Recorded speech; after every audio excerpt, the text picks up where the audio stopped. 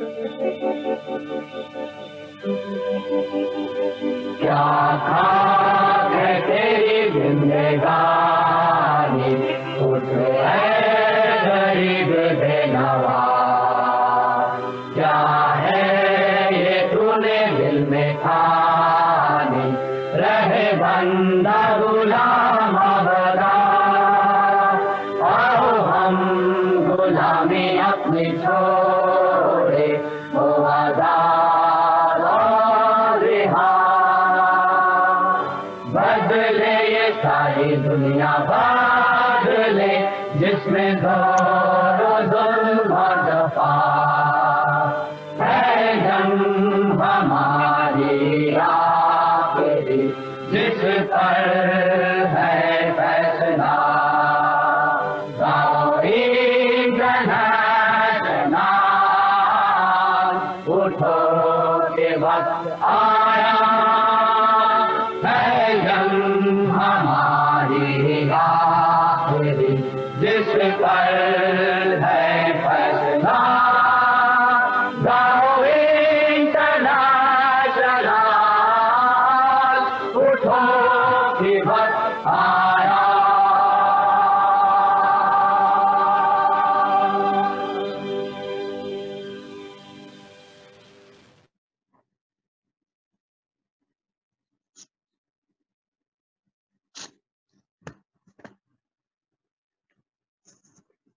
Comrades and friends from different parts of the world, today is May Day. On behalf of the International Workers' Committee and on my own behalf, I am N. Vasudevan, greeting you from India. I am one of the two coordinators of the International Workers' Committee, IWC.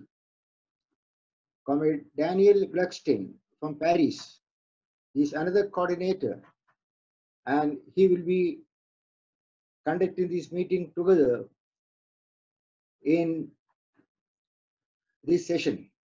The last Open World Conference Against War, Exploitation and Precarious Labor, organized by the International Workers' Committee in 2016 in Mumbai, was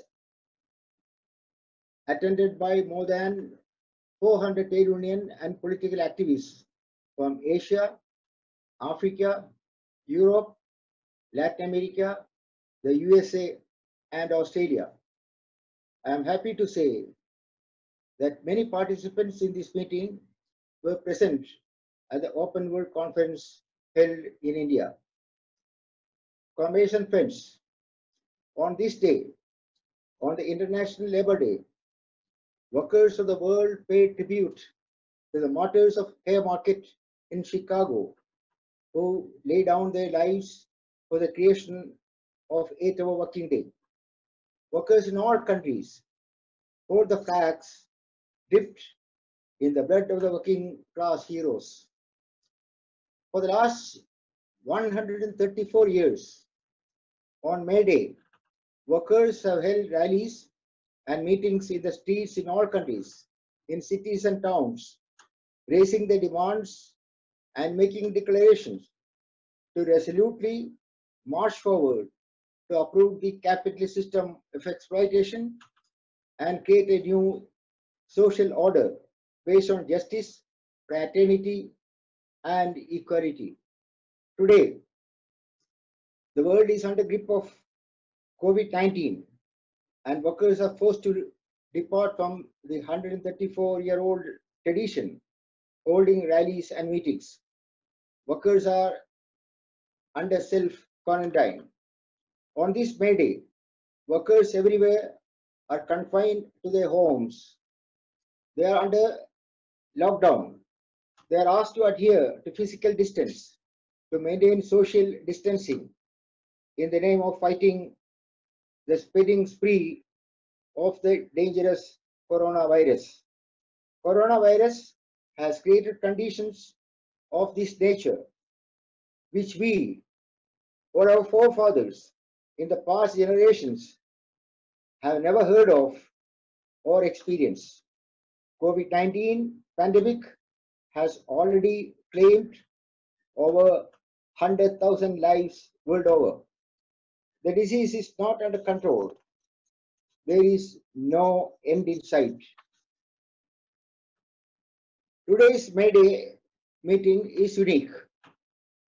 Despite heavy odds, workers and political activists from over 45 countries have decided to rally together through this online meeting in the true sense of international working class solidarity to raise a voice of protest against the perpetual negligence meted out to the toiling masses, neglect in providing human conditions of existence, food, shelter, education, and basic health care.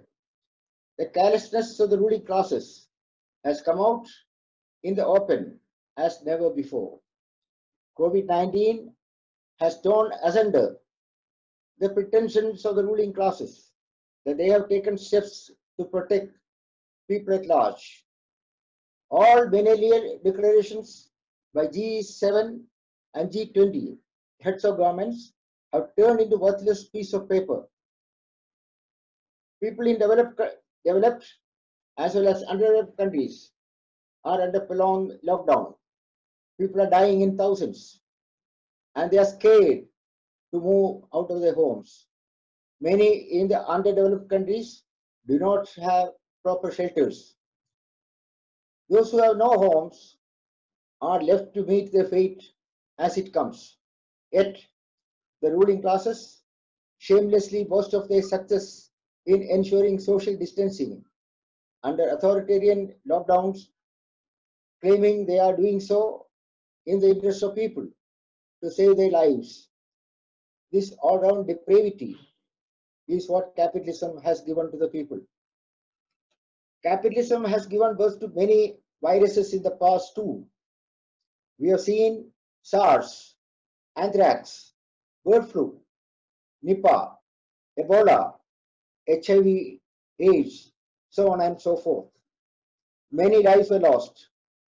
Past viruses and epidemics and loss of lives did not bother the ruling classes to take steps with a view to provide health care for the common people.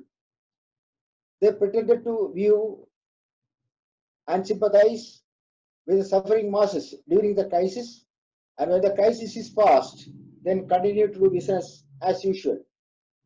The experience of Spanish flu of 1918-1920 is before us. Spanish flu wiped out 1/3 of world population. Even such a calamity did not have any impact on capitalist rulers. They consistently reduced public health expenditure and promoted private 5-star hospital facilities for few, gave impetus to capitalist control pharmaceutical industry, maximizing profits and strengthening their stranglehold on the society. This Spanish flu and capitalist carelessness can act as an example and experience. COVID-19 and its universal virulence must act as a lesson for the world working class, not to allow the exploiters to get away with hollow promises again. Undoubtedly, COVID-19 has topped the list of viruses in causing damage simultaneously in all countries, destroying normal life and devastating economies at world scale. In India, people face a double tragedy. For some, belonging to higher class, middle class, those having regular earnings, lockdown means remaining indoor. They are concerned only about not getting the disease. India has 450 million working people. Many are daily wage earners. They are in precarious category. A huge section is migrant labor. They are having no means of subsistence. In the villages, workers are moved to far distant locations in search of livelihood. For the migrant worker, the worry is about earning an income for themselves, for their survival, and also for those family members living far away. Now, under the lockdown, they have to fight against the dangerous coronavirus. For the migrant labor in Indian cities, particularly in cities like Mumbai and Delhi, where infections are rising every day, following the stipulated physical distance is an impossible proposition, as 5 to 10 people live in such subhuman conditions, sharing a cage-like accommodation without running water and toilets. Washing hands frequently by using alcohol-based sanitizer is a big joke for those having no income whatsoever. Getting next meal is their only consideration. Hence, their concern is to get back home in faraway village to be with their loved ones. They are scared. The choice before them is death due to hunger, plus corona infection in the cities where they live, or likelihood of survival in the village under the care of the loved ones. Migrant and precarious workers do not have any health coverage. Indian trade unions have pleaded with the government to arrange transportation for workers to reach the villages. Unfortunately, the government at the center refused the plea of the trade unions to allow transport to take workers to the villages. However, the government took steps to bring standard Indians from abroad, and also during the lockdown arranged transport for children of the affluent families to move from one city to another. Migrant labor did not deserve any empathy. The lockdown was proclaimed with 4-hour notice on March 24.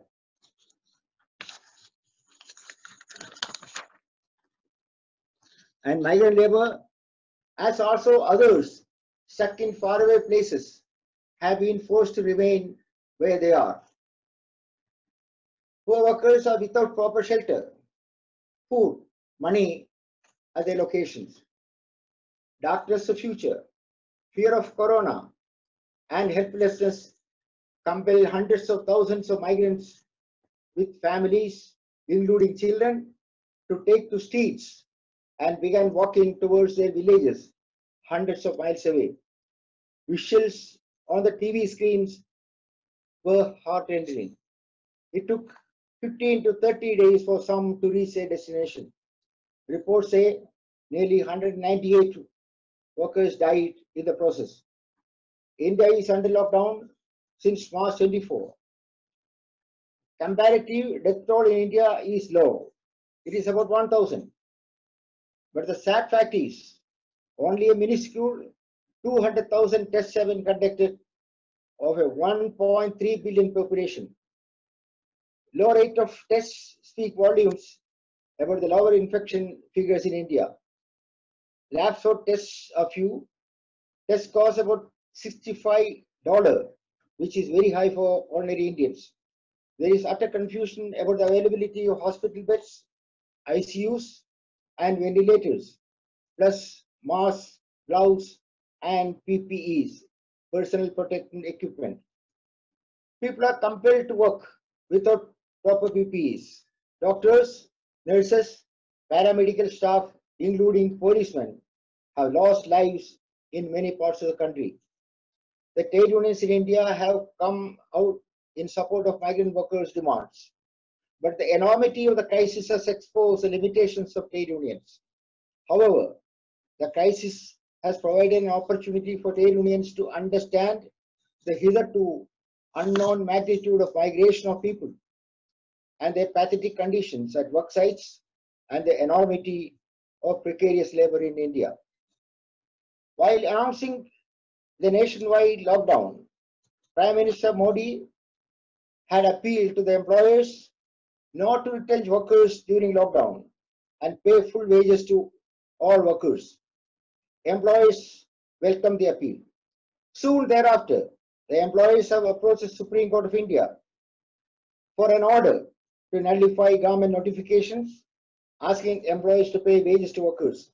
Unions are now fighting in the court, pleading for payment to workers. It did not take too long for the pronounced sympathy of the Prime Minister for workers to evaporate. Government is the largest employer in India. As an ideal employer, the government should have set an example by issuing an order to pay wages to employees during lockdown. Instead of doing so, the government announced its decision to reduce wages, illness allowance, and pension of its own employees. This duplicity is not accidental. It is a clear signal to the employers in the corporate sector to provide evidence in the Supreme Court when their case comes up for hearing. Thus, in the Supreme Court, the trade unions will have to struggle in convincing the court to give effect to government notification sanctioning payment to private sector workers under lockdown. As if this is not enough, some state governments have issued orders to increase working hours from 8 to 12. There is a move to ban union formation as well.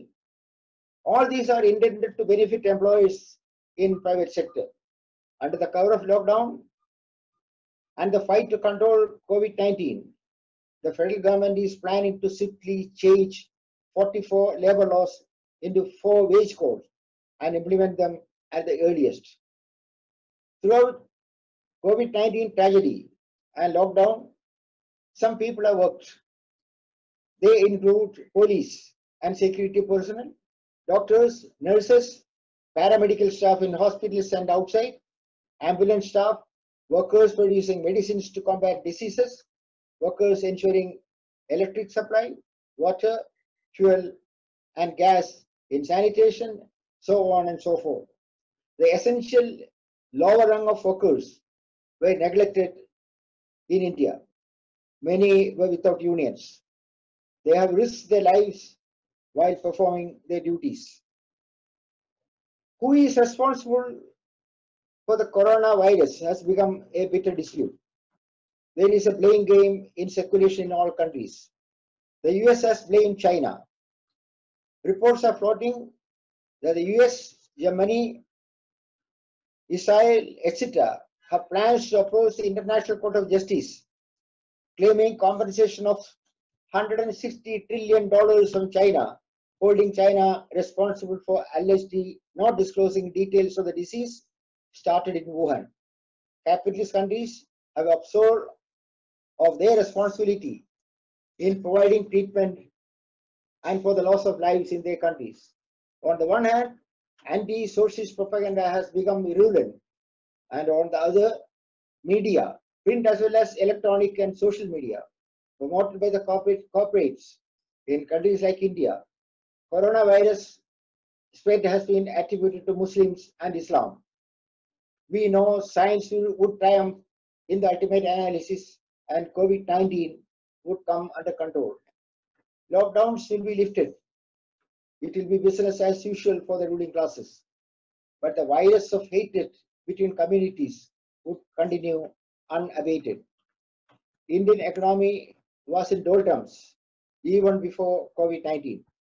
Absence of purchasing power brought production of all items down.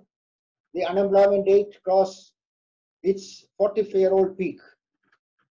Mid-2019, people were in the streets demanding constitutionally guaranteed rights.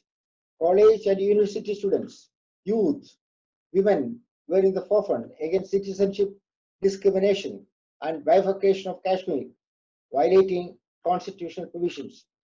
They came under brutal police attack. Many liberals were jailed for speaking the truth. Ruling classes everywhere have more or less identified their enemies. Socialists, secularists, progressives, intellectuals, leftists, human rights activists, and class-conscious trade unionists. Workers cannot allow business as usual. Then what's the way out? People's power alone can reverse tragedy. For this to become a reality, in India as elsewhere in the world, working class would have to emerge as a class for itself. And what is more, to rise above divisive barriers in order to reconstruct a solid organization nationally and internationally. Comrades, on this May Day, let us resolve to work in that direction. COVID-19 should not be allowed to be used as a means to get additional dividends to the perpetrators of exploitation. Let us strive to overcome our weakness in order to strengthen our fight against exploitation, injustice, and all shades of unfairness. We are in a world different from 1920s. Spanish flu of 1920 and the enormous loss of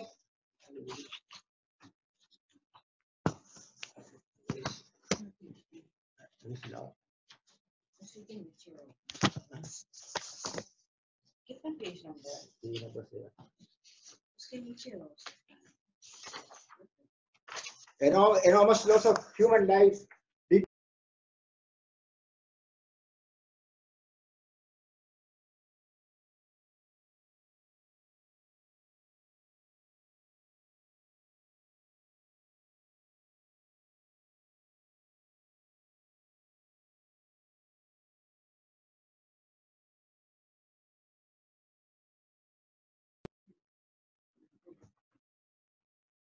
To ward off a future epidemic like COVID-19, people must have proper jobs with decent wages, houses, hospitals, schools, healthcare in place.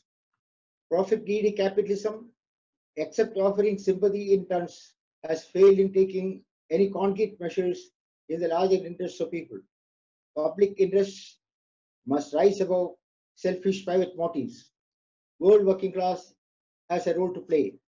That is what has brought us together in this May Day rally. Hence, on this May Day, we say in one voice, down with capitalism, down with exploitation, down with war, long live socialism.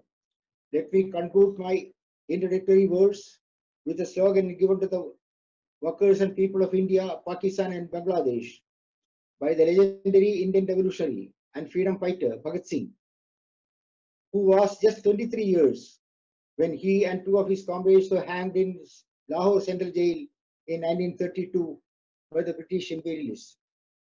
Bhagat Singh was inspired by Bolshevik revolution and had a clear vision of free India. In his writings, he exhorted workers, peasants and youths to put an end to the system of exploitation in all its manifestation and own the means of production. He said, it makes no difference whether the rulers are white, brown or blacks. Workers and peasants and youth in India, Pakistan and Bangladesh, though divided by borders, even today are inspired with a slogan with which Bhagat Singh went to gallows. Inqilab Zindabad means long live revolution.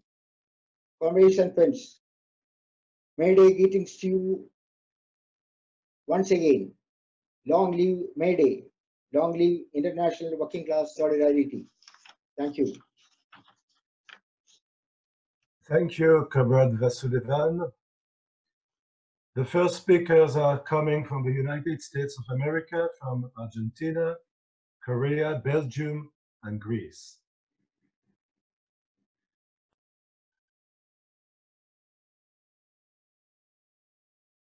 COVID-19 and the impact on the American working class. COVID-19 took the country by storm. This pandemic exposed the weak underbelly of capitalist America.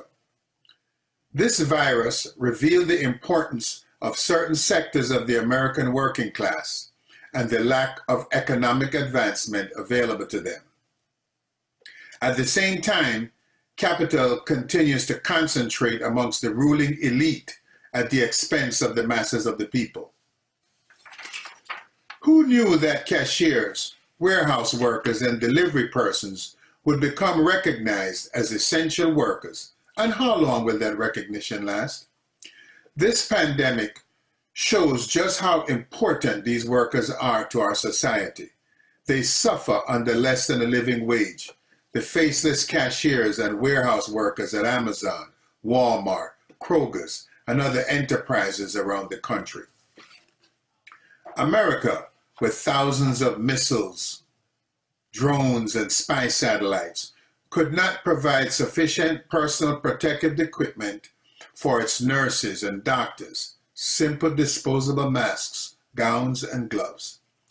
Most of the major hospitals are now part of what are identified as healthcare systems.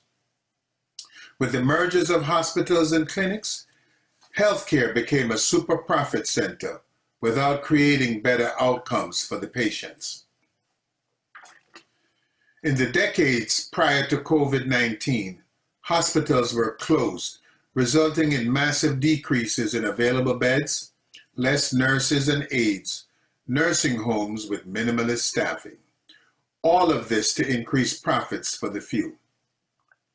COVID-19 has also revealed the reality to working people that the system has failed them. We now see a militancy amongst workers at United Parcel Service, demonstrations by hospital staff and other essential workers, all seeking better working conditions in what is now a more deadly workplace. COVID-19 has revealed once again the failure of either political party to pass a stimulus bill that benefits working class people instead of a massive bailout of the ruling class and corporations. Just 2 years ago, trillion-dollar tax cuts were given to the ruling class, and they are still in need of a bailout. Really? Capitalism is dying. Organized labor must recognize that it is time to separate from the parties of the bosses. Labor must begin to mobilize its members and invest in organizing these essential non-union workers. These workers are exhibiting great degrees of bravery and militancy in the face of their experience with the wanton disregard for their health and safety. Organized labor in the developed world must recognize that globalization means if it happens here, it will happen there. We must begin to use our resources to not only organize locally, but to organize globally. What resources, one might be tempted to ask? The reallocation of millions of dollars wasted on political parties each year. That money must be used to organize these essential workers who are unorganized. Too many of these essential workers make less than $15 per hour. For example, in New York, Los Angeles, San Francisco, Chicago, and other major cities, a living wage is closer to $30 or more. In one of the poorest states, $15 per hour will still leave you poor in Tupelo, Mississippi. We must organize to fight.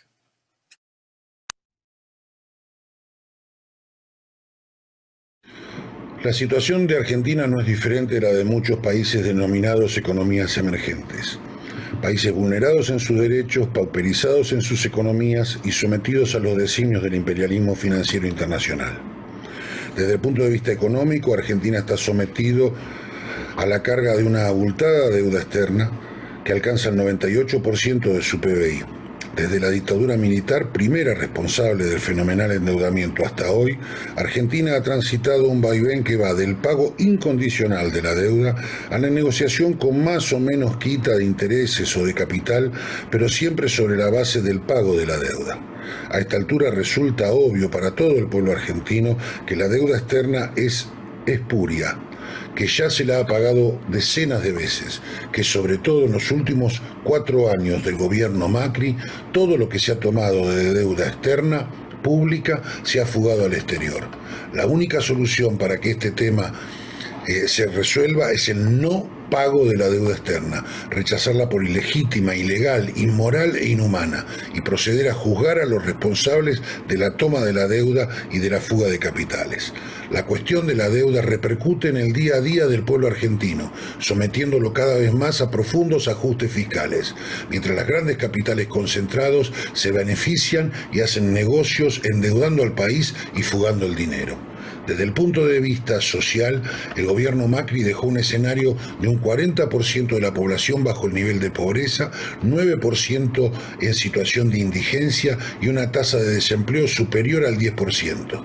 El gobierno actual recurre a paliativos en forma de asistencias alimentarias a los más necesitados y alguna ayuda económica a las pequeñas y medianas empresas. Mientras tanto, las grandes empresas como Techín acaban de despedir más de 1.500 trabajadores. Desde el punto de vista político, el mayor problema que enfrentamos en Argentina es la falta de un partido que organice a la clase trabajadora. La característica policlasista del peronismo y la profunda inserción que tiene en la población hace que desde 1945 hasta la fecha el gobierno del país quede a cargo de tanto en tanto de algunas de las diferentes versiones que el peronismo ha podido expresar, desde el neoliberalismo más ortodoxo de Carlos Menem hasta las versiones con un tinte socialmente más popular y económicamente más keynesiano, como el caso de Néstor y Cristina Kirchner. Las condiciones objetivas para un profundo cambio político y social están maduras. Un estallido social es previsible en el mediano plazo. La cuestión es quién podrá conducirlo. Hello, I am Korean activist. I'm grateful to be able to join the World Workers Online Rally for May Day struggle. Your initiative gives us cheer up for defending Korean workers' interests. Like other countries, COVID-19 has been hit a lot to Korea, especially for irregular workers, small business owners, sectors either. Roughly 1.6 million Korean workers are suffering from unemployment or unpaid leave and worsening working conditions.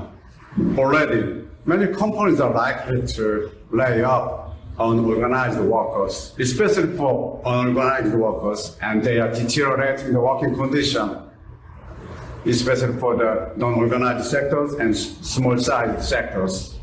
The Korean working class in Korea will also fight back for the liberation of the oppressed, exploited workers from all over the world. And you are sending full support your struggles for defending workers' gains achieved so far. Thank you. Bonjour camarades. Je m'appelle Camille, je suis un travailleur infirmier du service public hospitalier en Belgique francophone. Depuis le début de ma carrière, j'ai vu sévir au sein de l'hôpital public les politiques austéritaires qui ont dégradé son fonctionnement et déshumanisé les soins apportés à la population.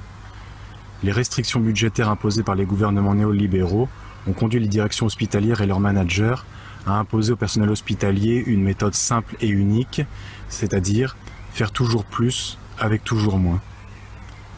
Derrière un discours de modernité et de responsabilité budgétaire se cache la volonté de démunir l'hôpital public de tous ses moyens pour le fragiliser et le livrer à la voracité du marché. Déficit chronique de personnel ou de matériel, explosion des heures de travail, réquisition permanente, impossibilité de soigner chacun comme nous le pourrions. Les conséquences de ces politiques sont dramatiques. Des soignants et des médecins dévoués corps et âme à leur mission de santé publique abandonnent leur carrière, s'épuisent à la tâche ou, dans le pire des cas, se suicident. Nous ne pouvons pas continuer ainsi. Par leurs syndicats ou par des comités d'action, les travailleurs de la santé s'organisent pour porter leurs revendications en Belgique ou en France, par des mouvements de grève qui parfois durent plusieurs mois, par des campagnes de défense du service public hospitalier ou par l'organisation d'assemblées générales. Le monde de l'enseignement public est lui aussi l'objet d'assauts répétés. C'est ce que j'ai pu vérifier au cours des conversations entretenues avec des militants du comité Unité en Belgique. Ils se battent actuellement contre une réforme de l'enseignement nommée ironiquement Pacte d'excellence, dans un contresens digne d'un roman de George Orwell. L'excellence ici est le nom de la restriction budgétaire, de la casse du statut des enseignants et de l'instauration du règne de l'arbitraire dans les écoles.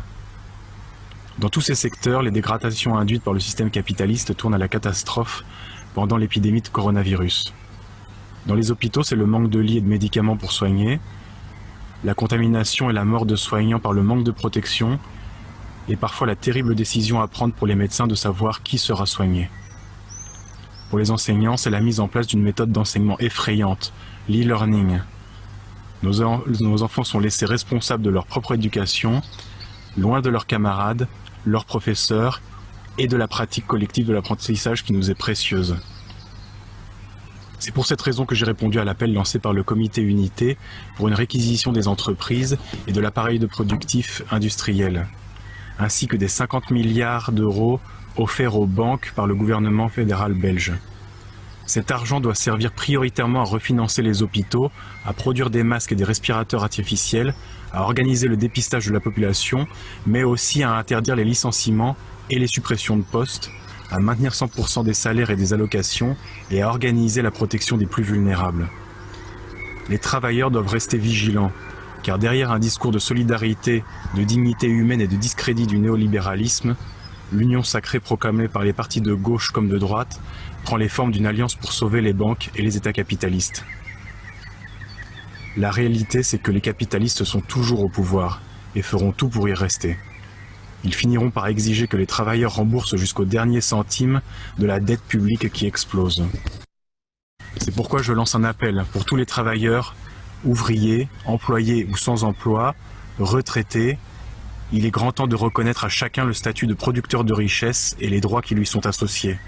Droit au salaire, droit à la santé et droit à l'enseignement. Ainsi nous affirmerons notre dignité et pour y parvenir, nous orienter vers un nouveau programme politique, celui du socialisme, tout simplement. Vive le 1er mai et vive la fête internationale des travailleurs. Ναι, είμαι από την Ελλάδα, με λένε Ελένη Πιεροπούλου, είμαι μέλος της Λαϊκής Ενότητας. Η Ευρωπαϊκή Ένωση εδώ και 10 χρόνια έχει επιβάλει στην Ελλάδα σκληρά μνημόνια, με αποτέλεσμα να έχει χαθεί μέρος της δημόσιας περιουσίας, λιμάνια, αεροδρόμια, τηλεπικοινωνίες. Έχουν γίνει μετανάστες ένα πολύ μεγάλο ποσοστό της νεολαίας και ιδιαίτερα επιστήμονες. Έχουν μειωθεί οι συντάξεις 40% με αποτέλεσμα η μεγάλη πλειοψηφία των συνταξιούχων να παίρνει ένα χαρτζηλίκι. Η κυβέρνηση, λόγω της πανδημίας, έχει φανεί η αδυναμία που επικρατεί στο δημόσιο σύστημα υγείας, χωρίς πολλούς γιατρούς, χωρίς νοσηλευτικό προσωπικό, χωρίς ΜΕΘ. Απ' τη μία λέει η κυβέρνηση να μείνουμε στο σπίτι και η υποκρισία της είναι ότι 30 του μηνός, 30 Απριλίου, πάβει να υπάρχει προστασία της πρώτης κατοικίας, με αποτέλεσμα πάρα πολλοί κόσμος να χάσει τα σπίτια τους και να μείνουν στον δρόμο. Η κυβέρνηση απ' την άλλη κάνει δωράκια στους επιχειρηματίες, σε αυτούς που έχουν τα μέσα μαζικής ενημέρωσης, και απ' την άλλη κάνει φοβερή επίθεση σε εργασιακά δικαιώματα όσα αυτά έχουν απομείνει. Οι πρόσφυγες και οι μετανάστες ζουν σε απαράδεκτες δομές φιλοξενίας, συνοστισμένοι, χωρίς τα απαραίτητα είδη υγιεινής για τις ατομικές τους ανάγκες. Η ζωή τους κινδυνεύει και βρίσκεται σε κίνδυνο κάθε μέρα. Όπως πάνε τα πράγματα, φαίνεται άλλη μια φορά ότι η κυβέρνηση επιχειρεί την κρίση αυτή πάλι να την πληρώσουν τα λαϊκά στρώματα και να μην ακουμπήσει καθόλου το κεφάλαιο. Αυτό βέβαια είναι στο χέρι του λαού να το αποτρέψει. Καλούς αγώνες πανευρωπαϊκούς για μια καλύτερη ζωή για όλους. The next 5 speakers in Israeli are comrades from Mexico, Pakistan, Senegal, Portugal, and Belarus.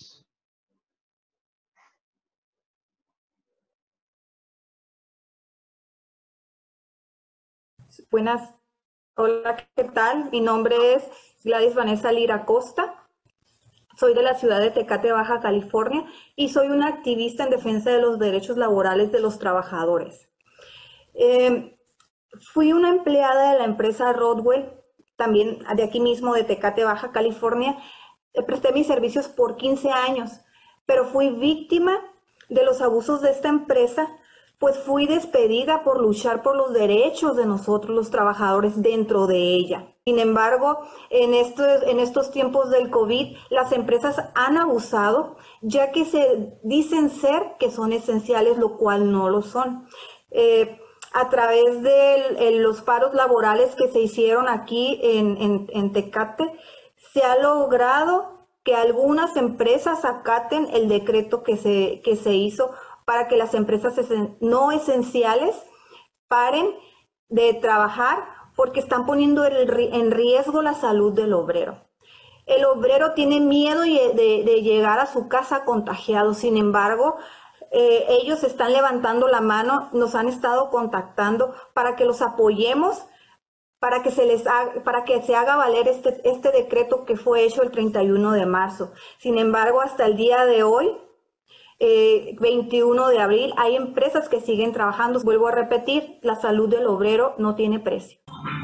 Un saludo, amigos, un servidor, Alfonso Cortés, siempre del lado de la clase trabajadora. Hemos sido pisoteados, hemos sido víctimas en esta franja fronteriza, en Tecate, Baja California, México en particular.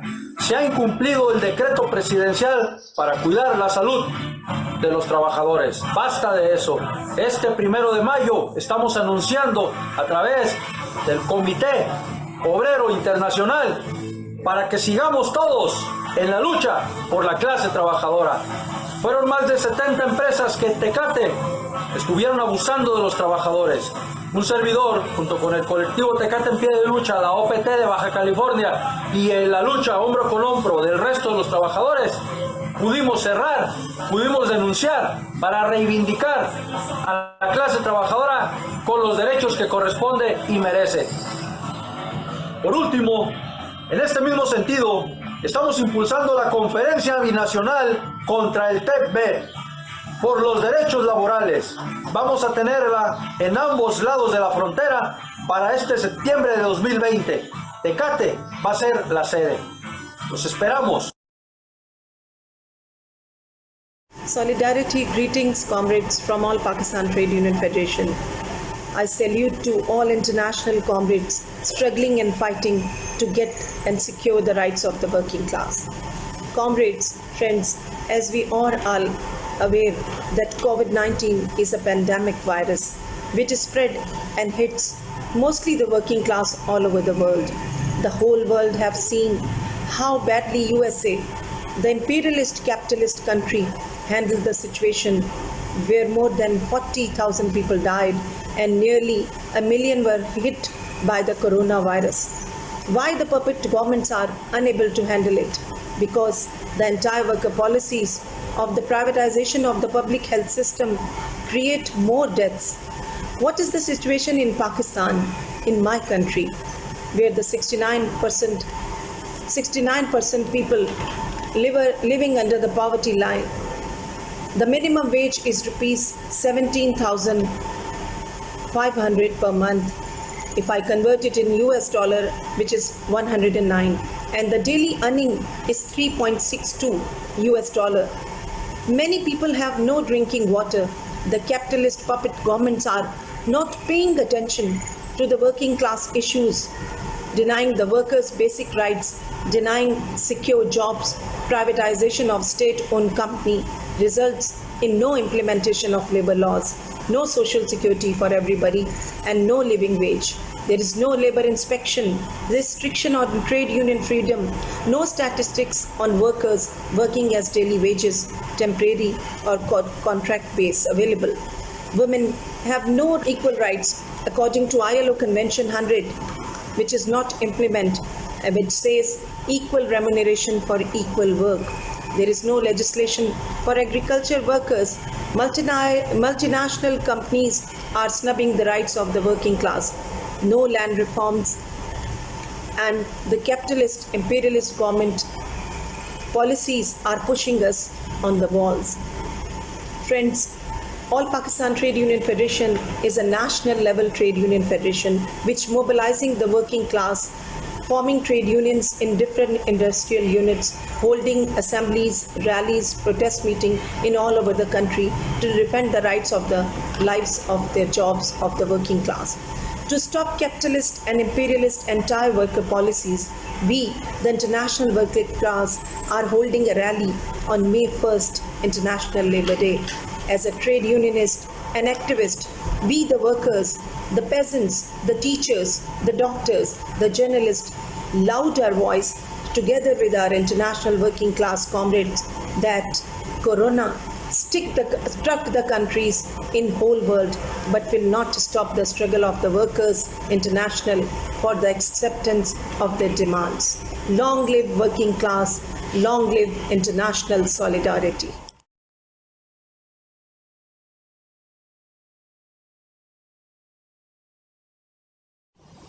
Camarades, mes salutations les plus fraternelles à vous tous. Je m'appelle Souleymane Jules Diallo du Sénégal. Le Sénégal qui est un pays de l'Afrique de l'Ouest et qui compte 15 millions d'habitants. Ici au Sénégal, la crise économique précède la crise sanitaire. Pourquoi? Parce que tout simplement, depuis 60 ans de soi-disant indépendance, nos hommes politiques, notre gouvernement n'a pas pu faire de bons choix économiques. Parce que tout simplement, ils ont préféré favoriser les multinationales impérialistes au détriment des nationaux, au détriment, n'est-ce pas, du patronat sénégalais. C'est pourquoi, avec l'avènement, avec l'apparition du coronavirus, communément appelé Covid-19, aujourd'hui, le Sénégal est dans des situations extrêmement difficiles, tant sur le plan économique, tant sur le plan social que sur le plan politique. Même si le gouvernement a annoncé certaines mesures allant dans le sens de prendre en tout cas des solutions concrètes pour endiguer cette pandémie. Des décisions allant de l'aide alimentaire jusqu'aux obligations du masque, sans oublier le couvre-feu, l'état d'urgence qui a été annoncé par le gouvernement. Sur le plan économique, il faut préciser qu'aujourd'hui, en fait, beaucoup d'emplois sont menacés. Parce qu'il faut le préciser qu'au Sénégal, 41% du PIB est en tout cas soutenu par l'économie informelle. Et cette économie informelle représente 48% de la création d'emplois au niveau du Sénégal. Dans le secteur touristique, aujourd'hui, beaucoup d'emplois sont menacés. C'est plus de 30 000 emplois qui sont menacés, même si l'État a annoncé des mesures pour pouvoir venir en appui à ces travailleurs-là. Sur le plan social, c'est une situation vraiment chaotique, très difficile. Parce que tout simplement, les populations sont dans une extrême pauvreté, notamment les populations qui sont au nord du pays, dans le Fouta, qui aujourd'hui vivent dans une situation de disette. Que dire des enseignants catholiques qui sont dans le privé, qui en tout cas risquent d'aller au chômage technique? Que dire des travailleurs de cette entreprise chinoise installée dans la commune de Sindia, commune située dans le département de Bourg, qui aujourd'hui ne sont pas en tout cas dans toutes les conditions, n'est-ce pas, réglementaires pour pouvoir tout simplement être dans des dispositions à pouvoir gérer cette crise-là. Qu'en est-il de ces communes, de ces villes, de ces villages qui n'ont pas accès à l'électricité, qui n'ont pas accès à l'eau? Parce qu'il faut le dire qu'au Sénégal, beaucoup de villes, beaucoup de villages n'ont pas accès à l'eau, n'ont pas accès à l'électricité. C'est pourquoi d'ailleurs dans la commune d'Nguéro, des organisations de la société civile, des citoyens s'étaient mobilisés bien avant cette pandémie pour réclamer en tout cas une gestion démocratique, une gestion, n'est-ce pas, transparente de l'eau, parce que tout simplement dans cette commune de plus de 40 000 habitants située à 69 km de la capitale, ces populations n'ont pas accès à l'eau. Camarades, cette crise sanitaire ne fait que montrer les failles du capitalisme, ne fait que montrer les failles des choix politiques de nos gouvernements, tant sur le plan économique, tant sur le plan social. Camarades, il est temps que le capitalisme cède sa place, que le socialisme, enfin, règne en maître. Vive le socialisme. Merci, camarades. Viva, camaradas. O meu nome é Mário Tomé. Sou oficial do Exército Português, coronel de Cavalaria na Reforma, e integrei o movimento dos capitães que derrubou o fascismo para acabar com a guerra colonial, que aliás já estava a ser vencida pelos movimentos de libertação. Quero saudar-vos neste dia 1º de maio, saudar a luta dos trabalhadores, a luta internacionalista dos trabalhadores, rumo ao socialismo, que terá que passar, obviamente, pela liquidação do sistema capitalista. A pandemia que hoje vivemos e foi aproveitada pelos governos para instilar o medo nas pessoas e a ideia de que somos todos iguais e temos de estar todos unidos, vai ter uma influência grave na resposta à crise económica e social que aí vem. Nós, os revolucionários, temos que dar a resposta adequada, e a resposta adequada tem que passar pela evidenciação por mostrar como é o sistema capitalista que liquida a natureza. É o sistema capitalista que provoca as alterações climáticas. E esta pode ser uma abordagem que une a luta que tem que ser travada contra a crise económica e social à luta contra as alterações climáticas. Considero que nós temos que pensar que se não criarmos condições de transformação revolucionária no mundo, e agora há condições para que isso possa ser abordado com mais esperança e com mais entusiasmo, nós poderemos vir, com o desenvolvimento da tecnologia e o internacionalismo científico, nós podemos vir a ficar submetidos a um fascismo tecnológico global. Eu acho que a alternativa a esta ameaça é só uma. É a revolução dos povos, a revolução proletária, a caminho do socialismo. Um grande abraço a todos e a luta continua. Obrigado. Дорогие товарищи, революционный привет вам из Беларуси. Пару слов о ситуации в нашей стране. Сегодня рабочий класс Беларуси, как и большинство стран мира, находится в непростом положении. Неолиберальные реформы ухудшили его положение в несколько раз за последние десятилетия. Повышение цен, платная медицина, платное здравоохранение, сокращение всех социальных льгот и пособий делают жизнь людей все тяжелее и тяжелее. На фоне коронавируса и глобального экономического кризиса эта ситуация в последние недели только усугубляется. К сожалению, борьба рабочих Беларуси за свои права сегодня носит чаще стихийный и разрозненный характер. Но мы верим в то, что сознательные рабочие вместе с активистами международного революционного движения смогут в ближайшее же время поднять эту борьбу на новый уровень классовой сознательности и самоорганизации.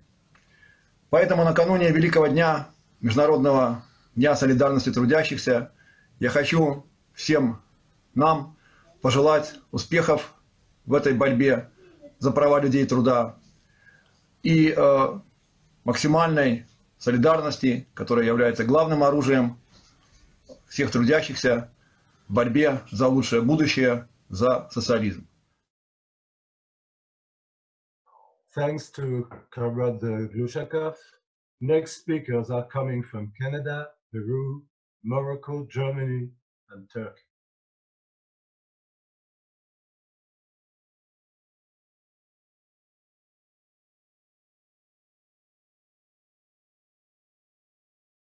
Good day, brothers and sisters, comrades and friends. Fraternal greetings from the Canadian state.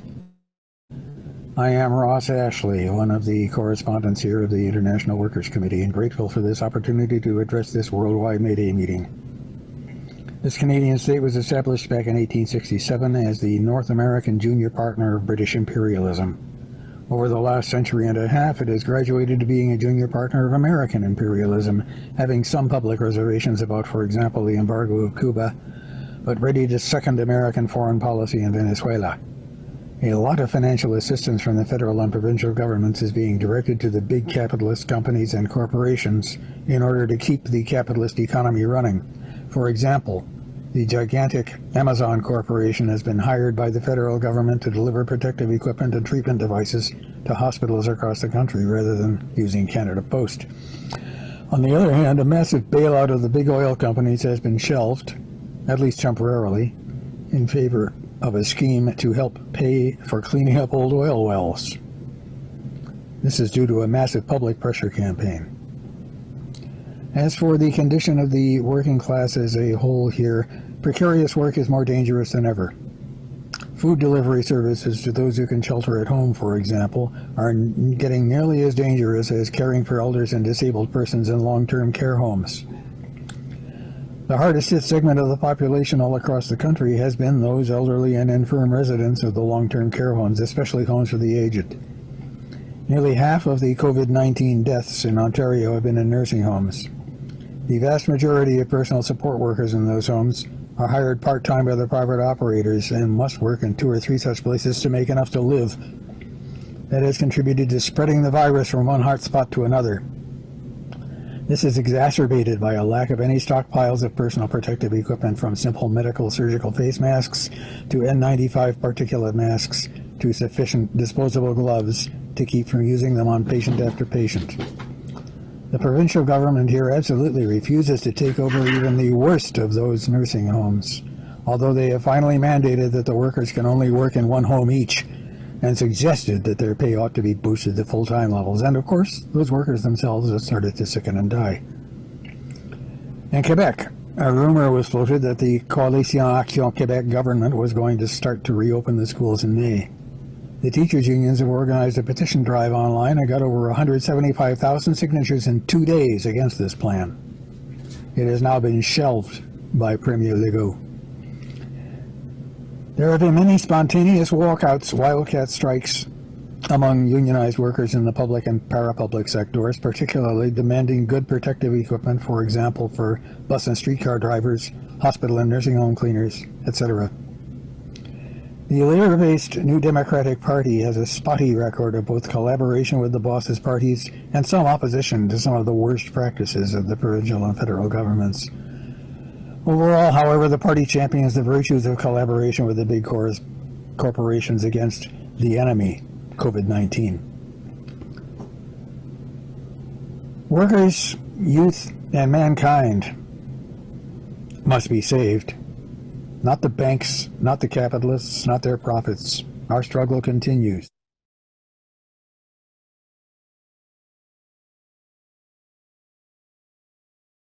La crisis que enfrentamos es producto del capitalismo salvaje al que nos vemos sometidos, sea una pandemia producida por la invasión de espacios naturales en afán de lucro o por una guerra bacteriológica por la dominación del mundo. Es el modelo económico capitalista el causante de encontrarnos confinados en nuestros hogares.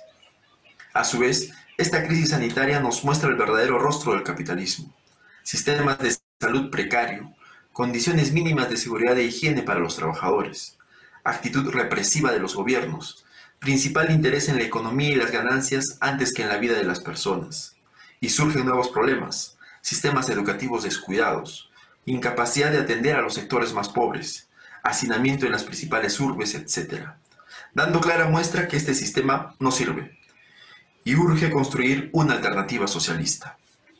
La crisis está presente y la solución que se pretende es que este mismo modelo que nos lleva al colapso se salve con el dinero de los contribuyentes, de la clase trabajadora. En lugar de reforzar los servicios públicos, se prioriza salvar la economía entregando millonarias sumas de dinero a la banca y al sector privado. No lo vamos a permitir. Es hora de echar al lado nuestras diferencias y conformar la unidad en un solo bloque. La clase trabajadora no tiene por qué pagar la crisis, que la paguen los ricos. A quien hay que salvar es a los trabajadores, los jóvenes y la humanidad, no a los bancos ni a los capitalistas. Trabajadores del mundo, unidos. Bonsoir, chers camarades.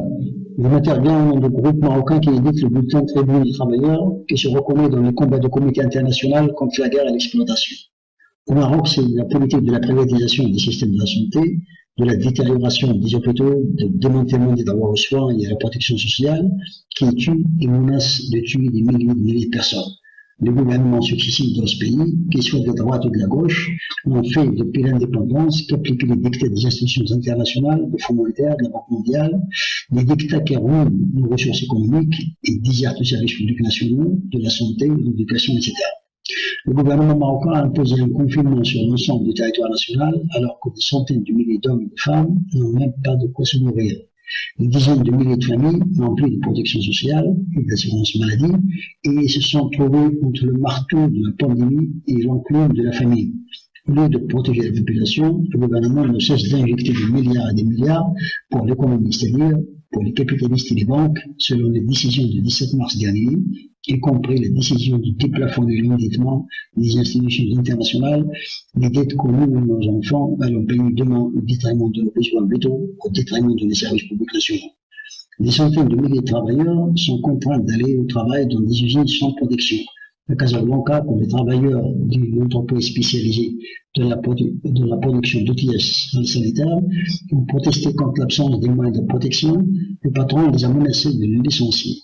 Quelques jours après, on a découvert que plus de 170 ouvriers sont atteints par le virus, et quoi dire de leur famille, de leurs proches. La même chose se répète dans des milliers d'entreprises que les employeurs et le gouvernement à leur service, et pour garantir leur profit, ont laissé des ouvriers sans protection aucune, comme est le cas dans des usines de poissons à l'arrache, à Tanger, des usines textiles à Fès et Tizard. Le gouvernement, et avec l'appui de quelques directions syndicales, a décidé une déduction de 3 jours de salaire mensuel des fonctionnaires, en même temps qu'elle distribue des cadeaux et des milliards aux banques et aux capitalistes. Le moment voyé, les organisations politiques qui parlent des intérêts des travailleurs, les organisations syndicales nationales ont la responsabilité, au contraire, de combattre contre toute forme du monde sacré. Il est de leur responsabilité historique de combattre pour l'annulation des dettes extérieures, pour la nationalisation, renationalisation de toute l'économie nationale, combattre pour que les ressources naturelles et économiques de la nation soient dirigées pour sauver et protéger le peuple travailleur, pas pour les banques, pas pour les capitalistes. Les gouvernements successifs n'ont recruté plus dans des hôpitaux, à cause des milliers de médecins et d'infirmiers qui observaient depuis des années des grèves ou l'amélioration des conditions de travail. Le gouvernement n'a répondu que par la répression. Les budgets de santé sont année après année détériorés par les passes, par la dette extérieure qui étrangle la nation et les services publics. Les dispensaires fermés année après année. Très travailleurs adresse ses condoléances aux familles des morts, son salut fraternel aux agents de la santé qui sont au front du combat contre la pandémie, adresse son salut aux enseignants qui poursuivent leur œuvre d'enseignement à distance par leurs propres moyens et dans des conditions difficiles, aux mères de famille obligées de faire un énorme effort pour l'enseignement à distance de leur enfant. Très bien, les travailleurs revendiquent avec l'ensemble des membres ouvriers marocains, nationalisation tout de suite des banques, des entreprises industrielles, renationaliser tous les services publics, toutes les entreprises qui étaient privatisées, arrêt total de paiement de la dette extérieure, que le gouvernement interdit tout licenciement des travailleurs et qu'il impose aux entrepreneurs de verser les salaires de leurs employés. Il vient en aide parents d'élèves pour l'octroi par l'octroi des ordinateurs, des téléphones, de wifi pour suivre les cours à distance, l'argent pour les hôpitaux, pour la recherche scientifique et les services publics, pas pour les banques et les capitalistes. Libération immédiate de tous les emprisonnés politiques, à commencer par les militants de Hayrak de Rif, pour l'Assemblée constituante souveraine, sur l'institution qui peut mettre une politique qui sauvera la population, abat la barbarie capitaliste, vive l'international ouvrière, vive la solidarité internationale. Merci, camarades. Hallo, mein Name ist Andreas Gangel. Ich arbeite bei Amazon Bad Hersfeld als Versandmitarbeiter. Ich bin Verdi Vertrauensmann, Mitglied der Streikleitung und Nachrücker im Betriebsrat. Wir befinden uns seit über 7 Jahren im Arbeitskampf um einen Tarifvertrag. Amazon verweigert sich bis heute, mit uns Gespräche zu führen. Einen internationalen Arbeitskampf kann nur mit einer weltweiten Organisierung der Amazon-Arbeiter erfolgen, mit weltweiten Aktionen in jedem Land. Man muss verhindern, dass Amazon möglich ist, seine Arbeiter in den einzelnen Ländern gegeneinander auszuspielen, indem es Aufträge jederzeit dorthin verlagert, wo keine Aktion stattfindet. Daher haben wir uns sehr schnell damit begonnen, uns international zu vernetzen. Wir begannen 2015, uns mit polnischen Kollegen zu treffen. Dann kamen die Franzosen hinzu. Daraus entstand ein internationales Treffen aus mehreren Ländern, was alle halbe Jahre stattfindet, zuletzt in Madrid. Dabei haben wir gemerkt, dass die Probleme überall die gleichen sind und wir entwickelten den Slogan Same Struggle, Same Fight, Workers of the World, Unite. Diese Solidarität ist wichtig im Kampf gegen einen internationalen Riesen wie Amazon. Denn inzwischen geht Amazon auch vor gegen die Organisatoren der Arbeitskämpfe. Sind wir in Deutschland noch recht geschützt durch Gesetze, sind in den USA gerade 3 Kollegen gefeuert worden. Christian Smalls in New York, Maren Costa und Emily Cunningham in Seattle. Ihnen gilt meine Solidarität. Lasst uns gemeinsam für die Rücknahme der Kündigungen kämpfen. Diese Solidarität gilt es aber auch zu zeigen gegenüber Arbeitern anderer Unternehmen und in anderen Ländern. Gerade der 1. Mai ist ein symbolisches Datum der Solidarität und für den Kampf um den 8-Stunden-Tag, den uns Regierungen und Konzerne nun nehmen wollen. Das können wir nicht zulassen. Hier müssen wir uns vereint zur Wehr setzen. Leider können wir uns aufgrund der Corona-Pandemie nicht direkt treffen. Auf diesen Austausch hatte ich mich sehr gefreut. Hatte ich doch im Vorfeld gerade meine britischen Kollegen zu einer Vernetzung aufgerufen. Doch diese Pandemie ist hoffentlich bald vorbei und wir können dieses Treffen nachholen. Bis dahin wünsche ich euch alles Gute und lasst uns solidarisch zusammenstehen, weltweit im Kampf um unsere Rechte als Arbeiter. Dostlar, arkadaşlar, yoldaşlar, merhabalar. Bizler Türkiye'den İşçinin Kendi Partisiyiz. Bizler haksızlığa, hukuksuzluğa, ayrımcılığa, eşitsizliğe, taşeron çalışmaya ve zalimin zulmüne karşı yıllarca süren bir mücadele yürütüyoruz.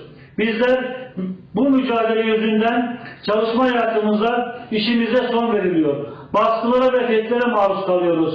Hak mücadelesi verdiğimiz için hakkımızda keyfi soruşturmalar ve davalar açılıyor. Davalar yıllarca sürüyor. Davaları kazansak bile işe iademiz gerçekleşmiyor. Bizler mücadelemizi artık sadece ekonomik alanla sınırlı tutamayacağımızın bilincine vardığımızdan beri ülkemizde büyük bir işçi partisi inşa etme faaliyeti sürdürüyoruz. Farklı iş kollarında mücadele yürüten işçiler olarak İşçinin Kendi Partisi'ni bu yüzden kurduk. Kendilerini sağ ya da sol partilere yakın hisseden bütün işçilere sesleniyoruz.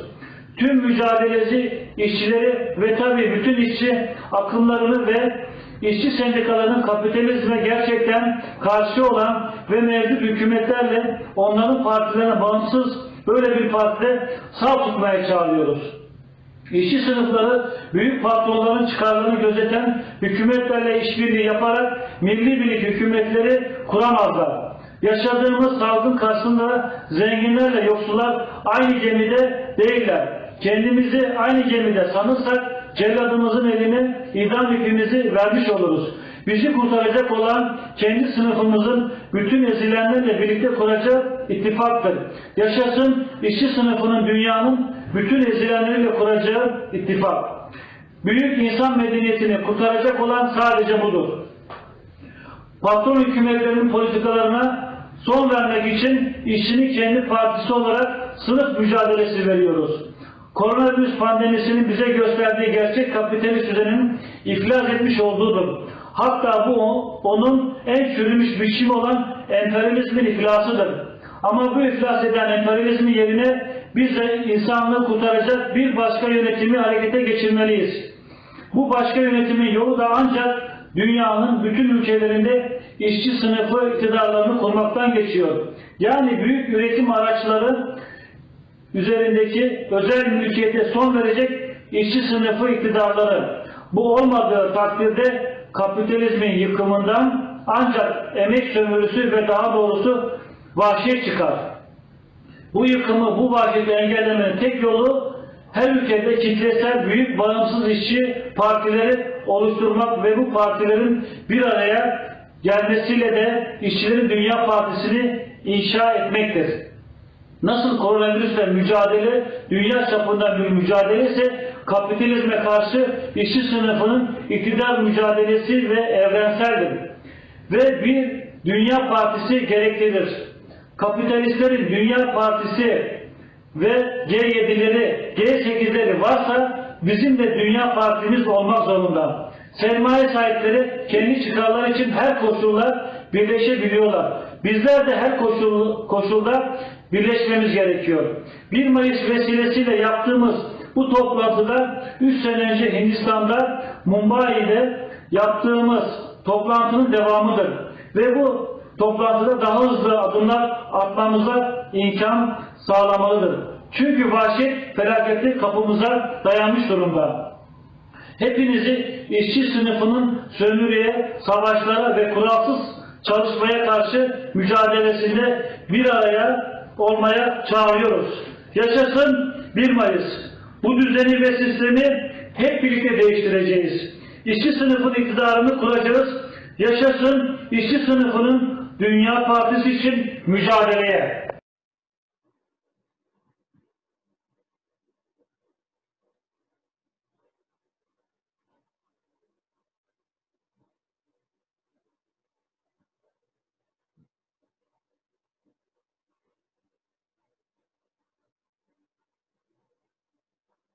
The next 5 speakers are from Ecuador, Palestine, Zimbabwe, Togo, and France.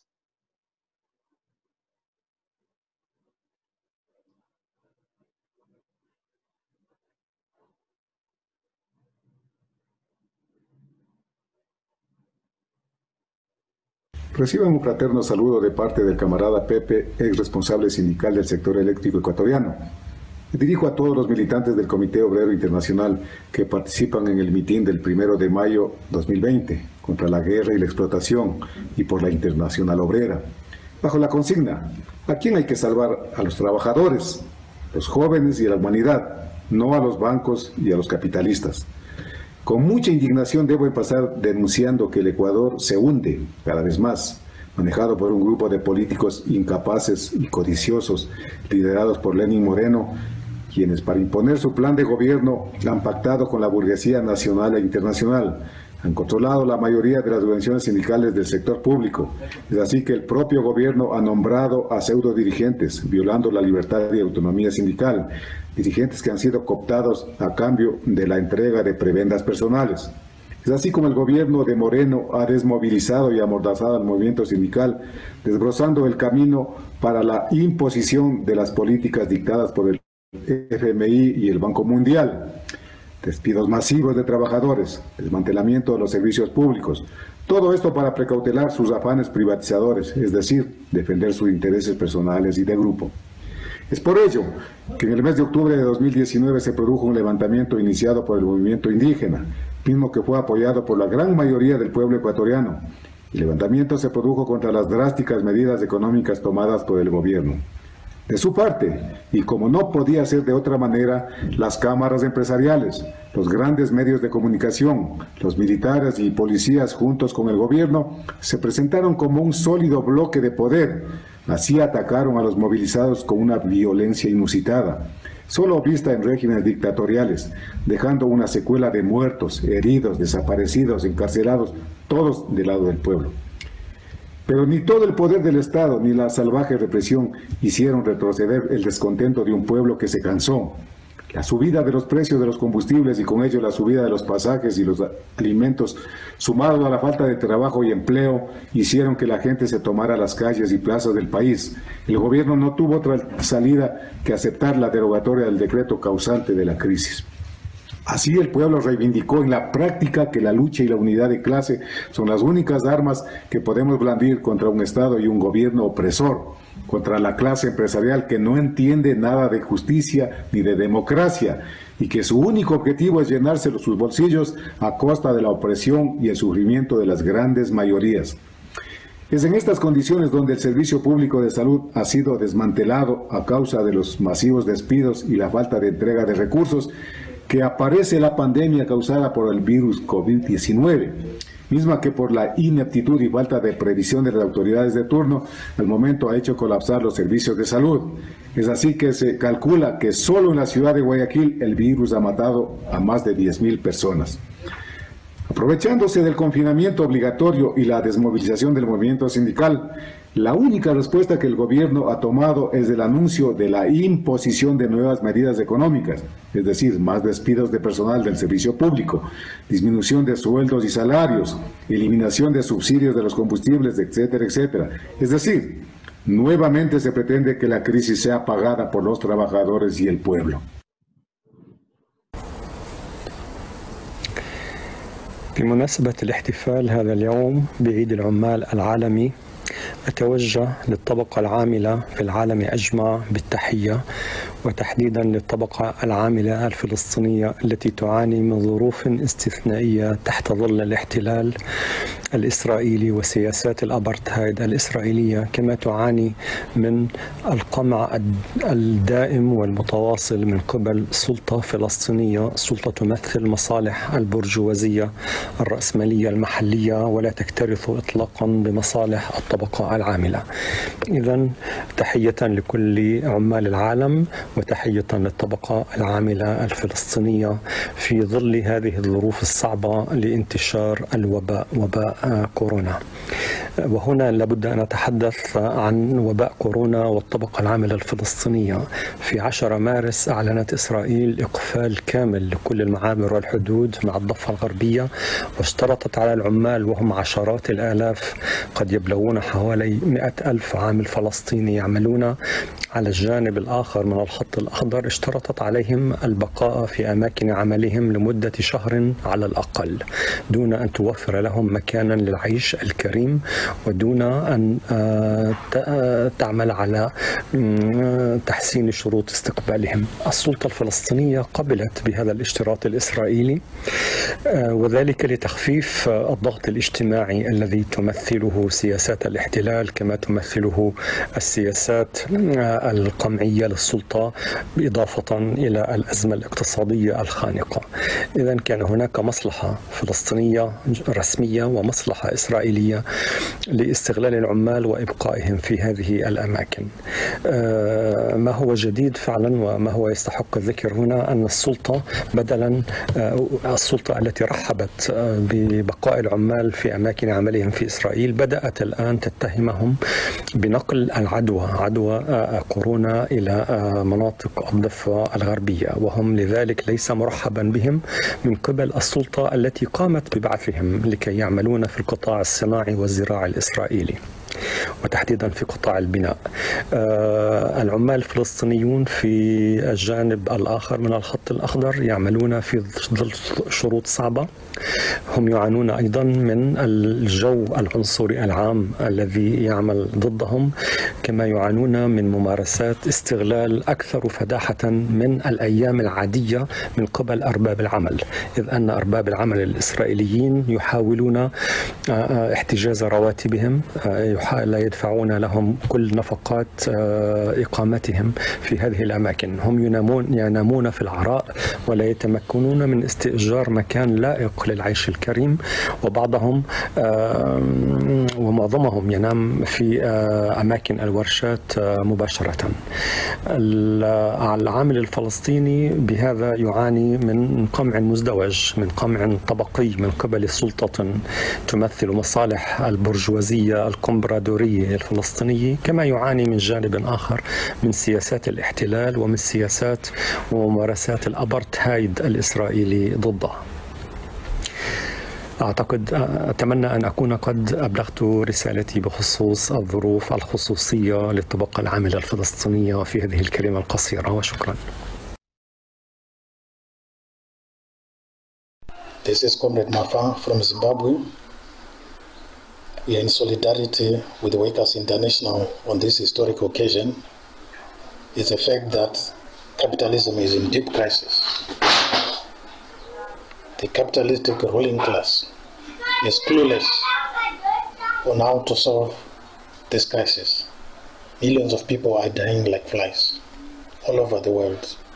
Zimbabwe's situation is worse off because of the economic sanctions imposed on Zimbabwe by Western imperialism.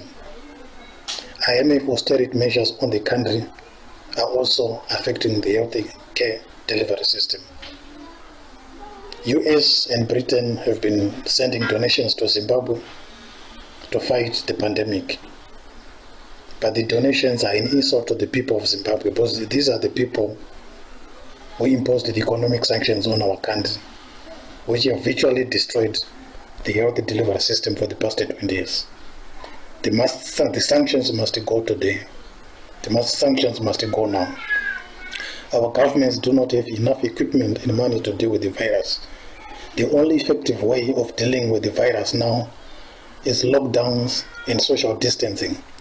And this is practically impossible considering that the majority of the working class, they live in overcrowded townships with poor or no sanitation. 90% of the people in Zimbabwe are without jobs because of the economic sanctions. Many live from hand to mouth. They are forced to go out to make an income.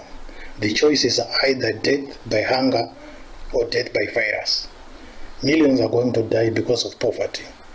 The crisis have proved that there is no future without socialism, no socialism without a revolution, no revolution without a workers' international party. We demand the immediate removal of sanctions on Zimbabwe, Cuba, Iran, Venezuela, and North Korea to allow these countries to fight the virus. Africa is not a laboratory for testing vaccines.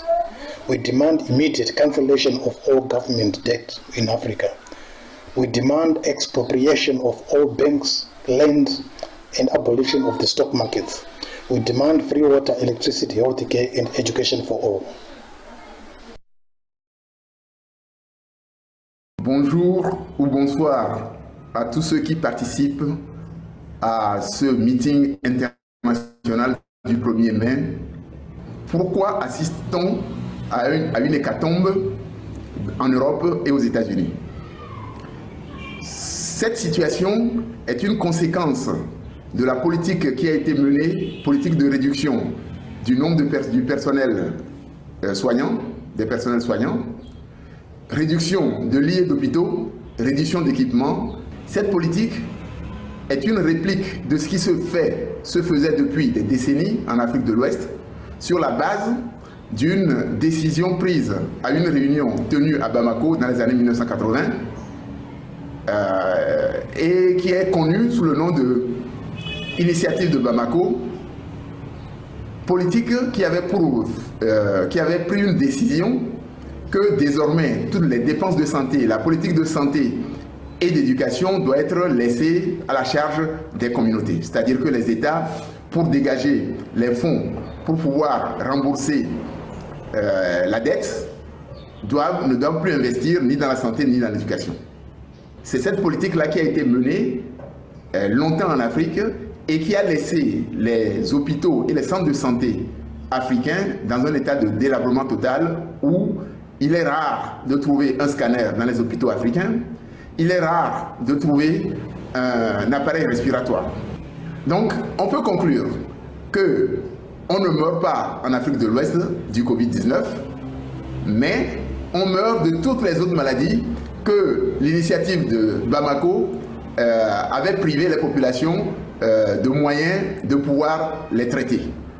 On meurt de la situation de délabrement de l'économie où la situation normale c'est le chômage et la situation exceptionnelle c'est le fait de trouver un emploi. Donc on a cette situation où les gens, à cause de la réduction de l'économie, de l'activité économique, se retrouvent dans une situation dramatique puisque 70% des travailleurs dans le pays, en Afrique de l'Ouest, travaillent, en tout cas gagnent leur vie dans l'informel, c'est-à-dire avec des petits boulots où on gagne au jour le jour de quoi survivre. C'est ce qui se passe en Afrique. Donc décider le confinement, décider la réduction de l'économie, de l'activité économique, sans tenir compte de cette réalité-là, ben, c'est condamner un ensemble de gens, condamner des familles entières à la famine. Voilà la situation telle qu'elle se présente en Afrique de l'Ouest. Vive le comité ouvrier international pour l'internationale ouvrière. Bonsoir. La situation des travailleurs dans les pays capitalistes comme la France ressemble de plus en plus à ce qui a été décrit par les camarades des pays dits pauvres. Le gouvernement Macron saisit l'occasion du coronavirus pour déclencher une offensive sans précédent contre les travailleurs et la jeunesse. Un quotidien patronal parle d'un tsunami de licenciements, évoquant des centaines de milliers, voire des millions de suppressions d'emplois dans les semaines et les mois qui viennent. Plus d'un travailleur sur deux dans le privé est au chômage partiel et voit son salaire largement amputé. Le gouvernement multiplie les ordonnances qui remettent en cause les règles collectives.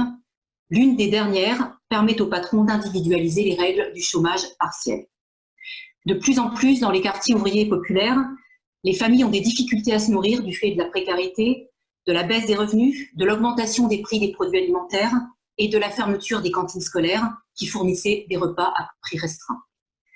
En Seine-Saint-Denis, département le plus pauvre de France, les files d'attente de la faim se multiplient. C'est par milliers que les travailleurs, les mères de famille, attendent pendant des heures la distribution de produits alimentaires organisée par les associations et les partis ouvriers. Le préfet déclare même qu'il craint des émeutes de la faim. Et il faut ajouter que les femmes sont particulièrement frappées par cette situation. C'est bien souvent elles qui doivent faire les courses, les devoirs à la maison, les tâches ménagères, en particulier celles qui doivent élever seules leurs enfants. Cette situation ne tombe pas du ciel. Elle est le résultat de décennies de politique anti-ouvrière menées aussi bien par les gouvernements de droite que de gauche, privatisation, suppression d'emplois dans les services publics et en particulier dans les hôpitaux, déréglementation, démantèlement du code du travail, destruction de l'école publique et des diplômes nationaux. Dans cette situation, une question est posée au mouvement ouvrier.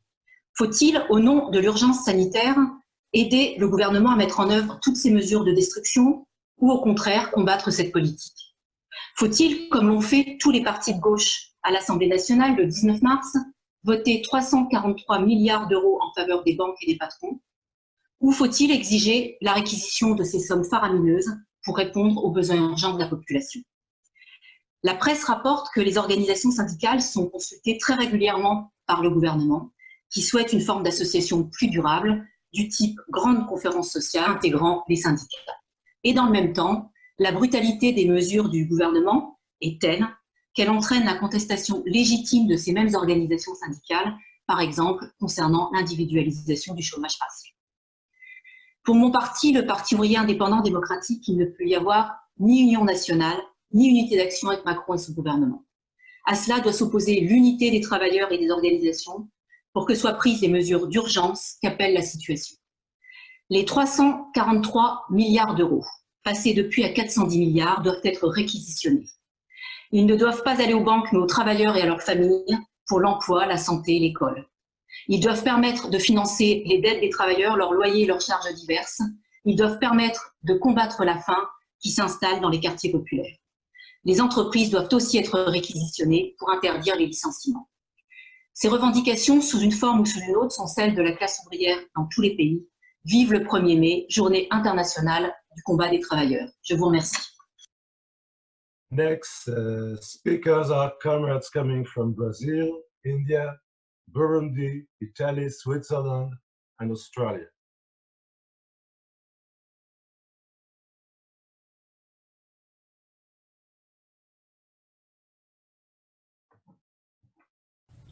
Os trabalhadores brasileiros têm muito pouco a comemorar nesse 1º de maio de 2020. Desde o golpe de 2016, que retirou do poder a presidenta democraticamente eleita Dilma Rousseff, uma série de ataques à classe trabalhadora foram colocados em prática pela extrema-direita do país, que usurpou o poder e colocou em pauta uma agenda neoliberal e de Estado mínimo. Essa política promoveu e promove o desmonte das conquistas sociais dos trabalhadores brasileiros, que levaram décadas para serem conquistadas. Com a eleição de Bolsonaro em 2018, que contou com o apoio da grande mídia e dos setores mais conservadores da nossa sociedade, os ataques aumentaram ainda mais, com privatizações, terceirizações, cortes de investimentos na área de educação e reformas trabalhista e previdenciária. O futuro dos trabalhadores e de seus empregos no Brasil é incerto.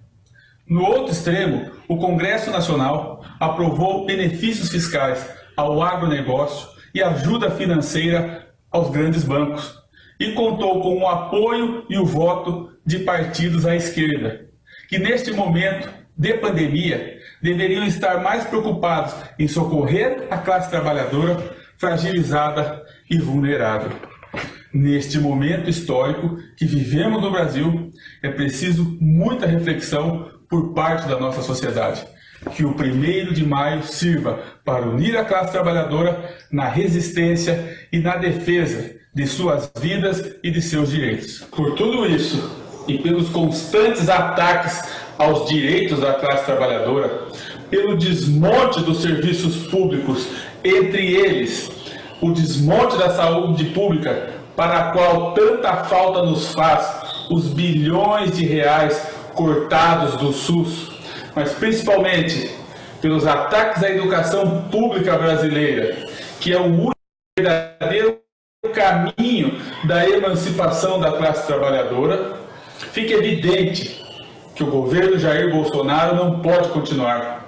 Assim, convocamos a todos os trabalhadores desse país a gritar fora Bolsonaro, para que possamos reconstruir essa nação e reconquistar os direitos que nos foram tomados.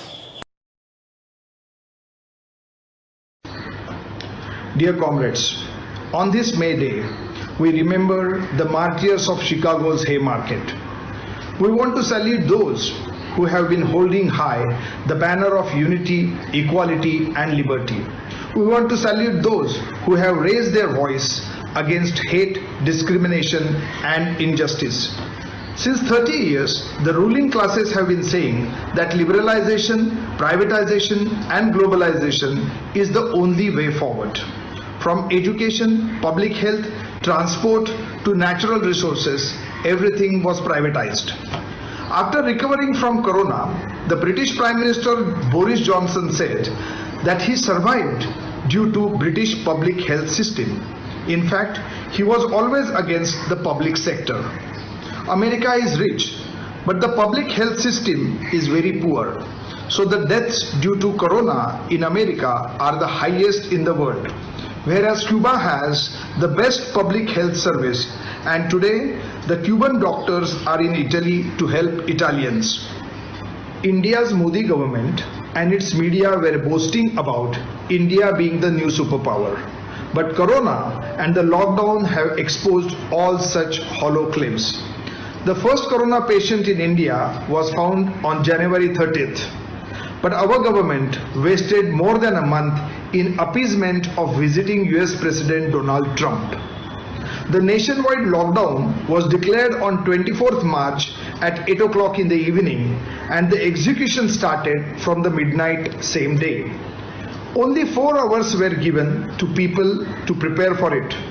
The lockdown was declared without any preparation, without any planning, and without consulting any chief minister of the state.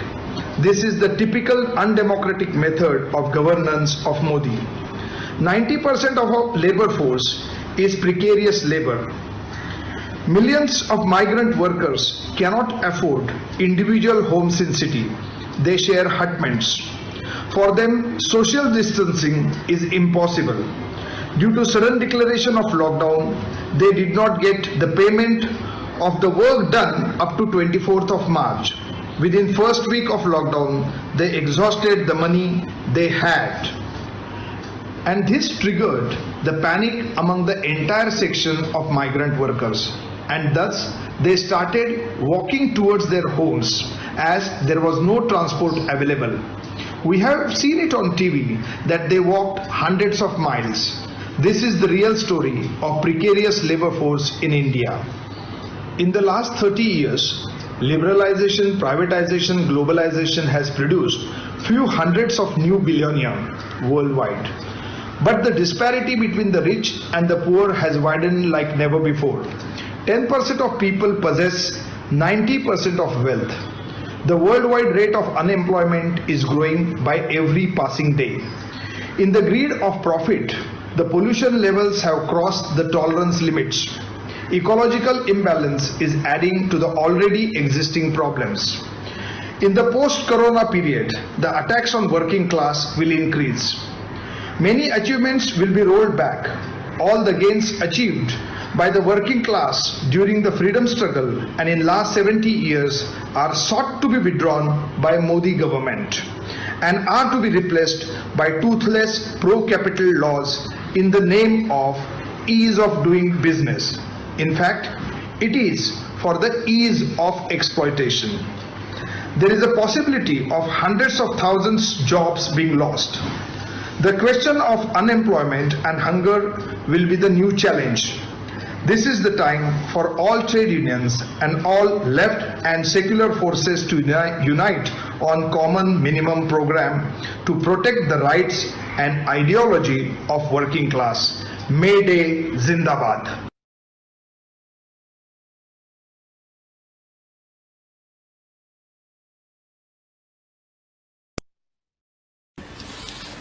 Hello, dear friends and comrades. On the occasion of this Workers' International Day of Struggle, I would like to thank the comrades of the International Workers' Committee for Workers International who organized this international rally.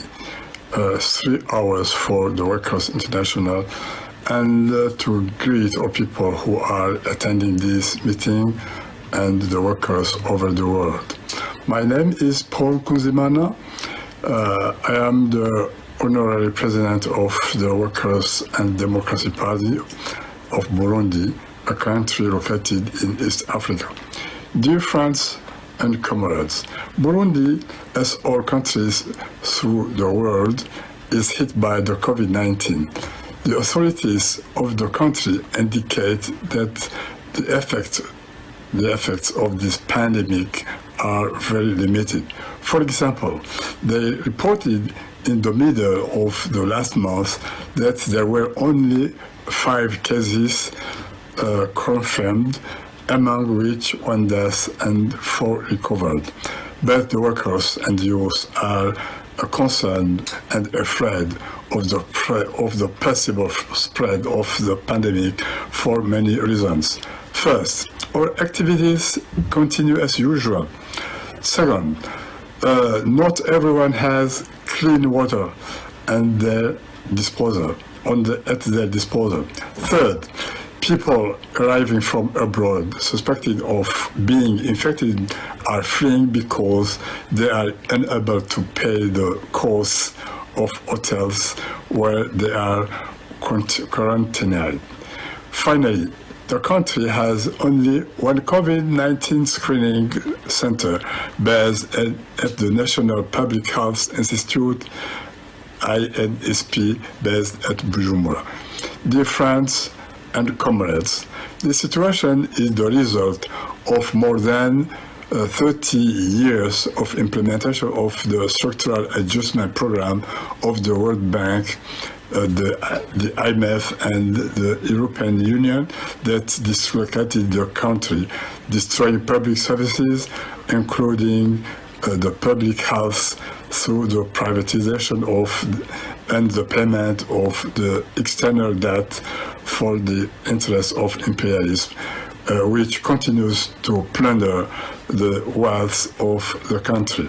Thus, by this policy, the population is confronted with diseases such as cholera, malaria, bacillary dysentery, etc., while qualified personnel, drugs, and equipments are lacking and the infrastructures are in ruins.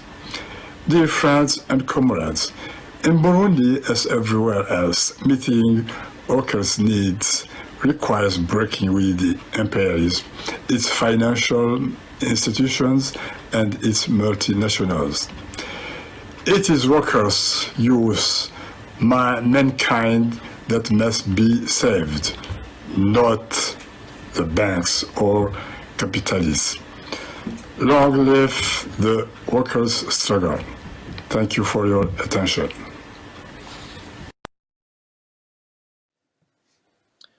Cari compagni, cari lavoratori di tutto il mondo, ad oggi l'Italia ha 6 volte il numero di morti della Cina, cioè di un paese con 1,5 miliardi di abitanti. Com'è possibile? Prima di tutto, questo disastro è il risultato di 30 anni di politica di attacco alla sanità pubblica portata avanti in nome delle direttive dell'Unione Europea e del pagamento del debito. Hanno soppresso 70.000 posti letto, chiuso centinaia di ospedali, chiuso i servizi territoriali di prevenzione, eliminato 8.000 posti di medici, migliaia di posti di terapia intensiva. E così, quando l'epidemia è arrivata, è stato un disastro. I medici e gli infermieri non avevano le protezioni. Gli ospedali erano intasati di persone malate che contagiavano quelle sane. I mezzi per curare non c'erano e i medici hanno dovuto scegliere chi far vivere e chi far morire, perché i posti di terapia intensiva erano finiti. Nello stesso tempo il governo ha lasciato aperte le fabbriche per salvare i profitti dei capitalisti e così il virus si è diffuso ancora di più. E allora è stato il disastro che è stato provocato da questo governo e da tutti i governi che hanno messo al primo posto gli interessi dei capitalisti e dei banchieri. Cari compagni, da dove può arrivare una via d'uscita? La risposta è nei fatti di quello che è successo in Italia. È stata la classe operaia che è scesa in sciopero spontaneamente e ha costretto il governo a chiudere le fabbriche. Ma non è stato semplice, perché i lavoratori hanno dovuto superare l'ostacolo dei dirigenti sindacali che avevano firmato un accordo in nome dell'interesse comune che lasciava aperte le fabbriche e continuava a mandare a morire gli operai. Oggi centinaia di migliaia di persone sono rimaste senza lavoro e intanto si annuncia che 19 milioni di cittadini finiranno in povertà. Prendere in mano la produzione, organizzarla per salvare la popolazione, stanziare i miliardi necessari a garantire la sicurezza, i salari, i diritti. Come in tutto il mondo, anche in Italia questa è l'unica via d'uscita. Questo, nella storia del movimento dei lavoratori, si chiama socialismo. Con la redazione del giornale Tribuna Libera noi facciamo pienamente parte di questa discussione e di questa lotta concreta che è già iniziata. Oggi più che mai è vero ciò che abbiamo affermato a Mumbai con il nostro manifesto. Il progresso della civiltà umana, la pace e la democrazia dipendono in primo luogo dalla capacità degli sfruttati e degli oppressi di tutto il mondo di preservare l'indipendenza delle loro organizzazioni. E per questo è necessario costruire l'Internazionale dei lavoratori. Buon 1° maggio a tutti.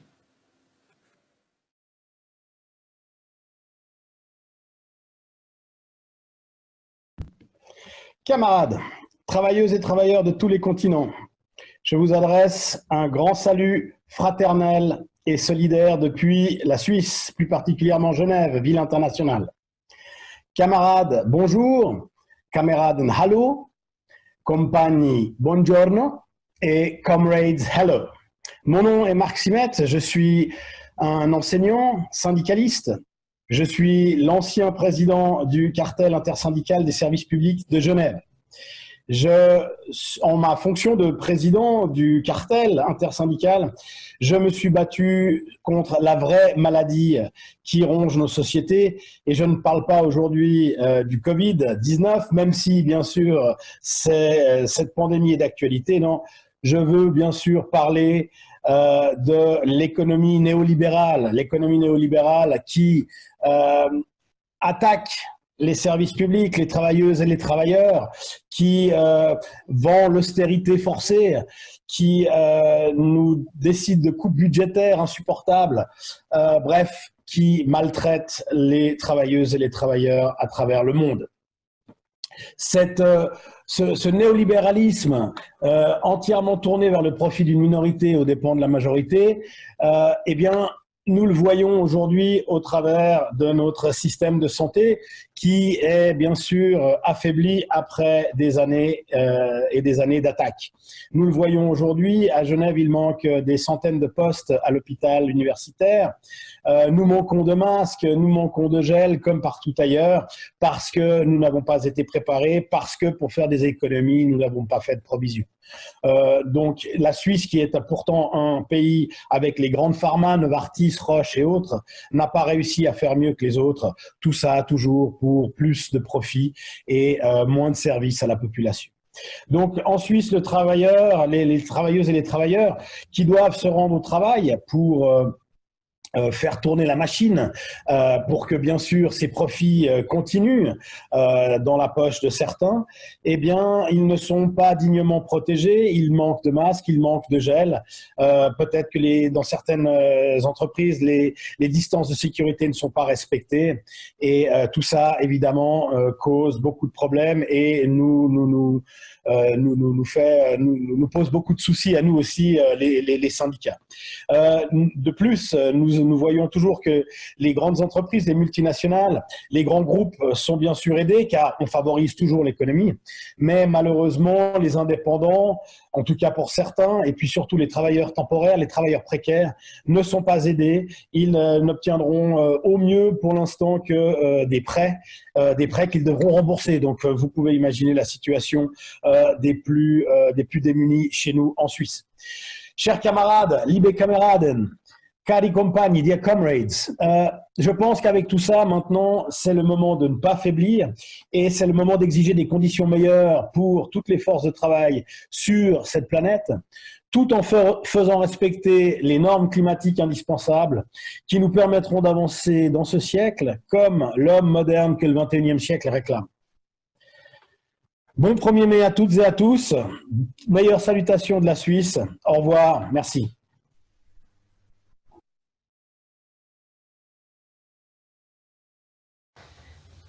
Desde Australia quiero saludar al meeting internacional del 1 de mayo organizado por el Comité Obrero Internacional. Mi nombre es Mónica Aguilera, miembro de la ATE de Chile, actualmente en solicitud de refugio en Australia como producto de mi anterior responsabilidad como presidente del Sindicato de Trabajadores de la Mayor Siderúrgica de Chile. Si bien es cierto, las condiciones de los trabajadores australianos son mejores en comparación a América Latina y a otras partes del mundo, hablamos de un sueldo mínimo de $1.500 australianos al mes, con niveles del costo de vida comparados al de Chile y Francia en lo que a la canasta familiar se refiere. Los impuestos al Estado y a los servicios que pagan los trabajadores es lo que ha permitido mantener en pie el estado de bienestar. Como sucede en los países de América Latina, son los altos subsidios y salvatajes a las empresas, bancos y consorcios multinacionales que el gobierno de Australia está realizando lo que salva el sistema, en desmedro de las capacidades de empleo y de niveles de salario. En otras palabras, gracias al esfuerzo de los trabajadores, el estado de bienestar en Australia no se cae. En cuanto a la recesión que se viene, se estima una baja en el crecimiento desde el 6 al 1%, lo que significará altas tasas de desempleo. Pero los capitalistas son salvados por el gobierno, mientras existe un liviano compromiso al no despido, pero que el empleador puede decidir sin sanciones. La central sindical ACTU no plantea cuestionamientos de fondo. Sin embargo, existen sindicatos, especialmente los de la educación y enfermera, que demandan cambios más específicos, como que se pague el 100% de los sueldos y no un 85% como plantea la central sindical. De la fuerza laboral de casi 9 millones de trabajadores en Australia, un 13% está sindicalizado en sindicatos controlados por la burocracia del Partido Laborista, que adapta su accionar a las políticas de Estado. Sobre el 1 de mayo en Australia, Día de los Trabajadores, la central sindical no se manifiesta. No se conmemora este día. Solo algunos sindicatos, los más de izquierda al Partido Laborista, lo hacen en algunos lugares. Finalmente, confío que este acto internacional sea el comienzo de una mayor profundización de la organización internacional que se necesita. Solo la lucha y la organización de los trabajadores nos hará libres.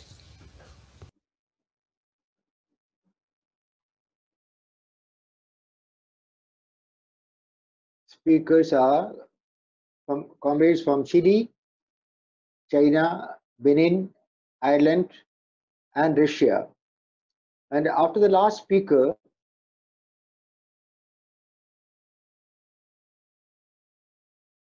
from Mauritius, Romania, Algeria, and Ivory Coast.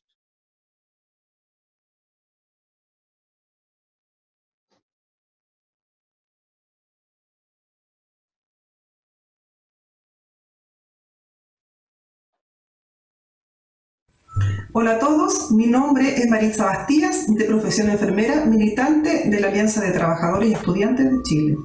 Me dirijo en este mitin organizado por el Comité Obrero Internacional a todos con el propósito de presentar de forma breve la realidad actual que enfrentan los trabajadores y diversos sectores oprimidos en mi país y al mismo tiempo hacer un llamado a todos los que participan de este acto.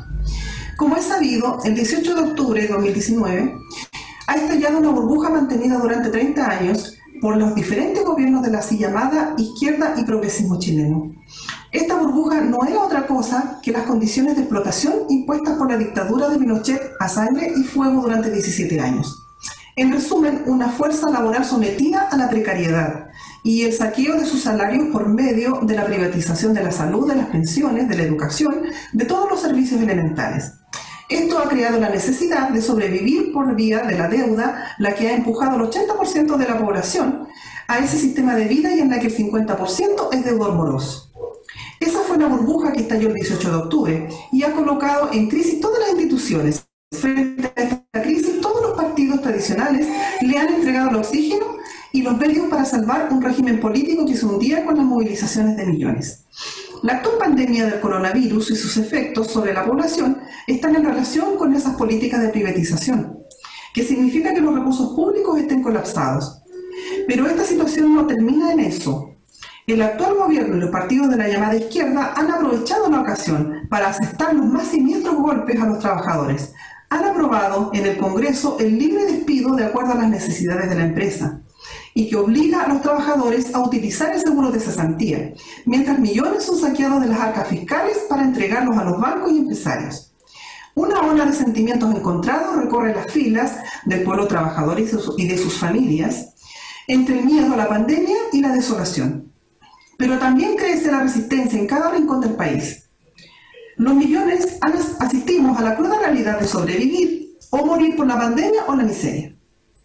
He resumido la coyuntura que vivimos y para terminar esta presentación quiero dirigirme a todos con este acto con un mensaje claro y de lucha. En cada sector poblacional, en cada empresa, los trabajadores luchan en forma aislada los unos de los otros, sin una centralización nacional de sus fuerzas y reivindicaciones. Este panorama también se vive a escala mundial en cada país por separado. En este contexto, creemos que se impone la necesidad de avances en el terreno de la organización internacional.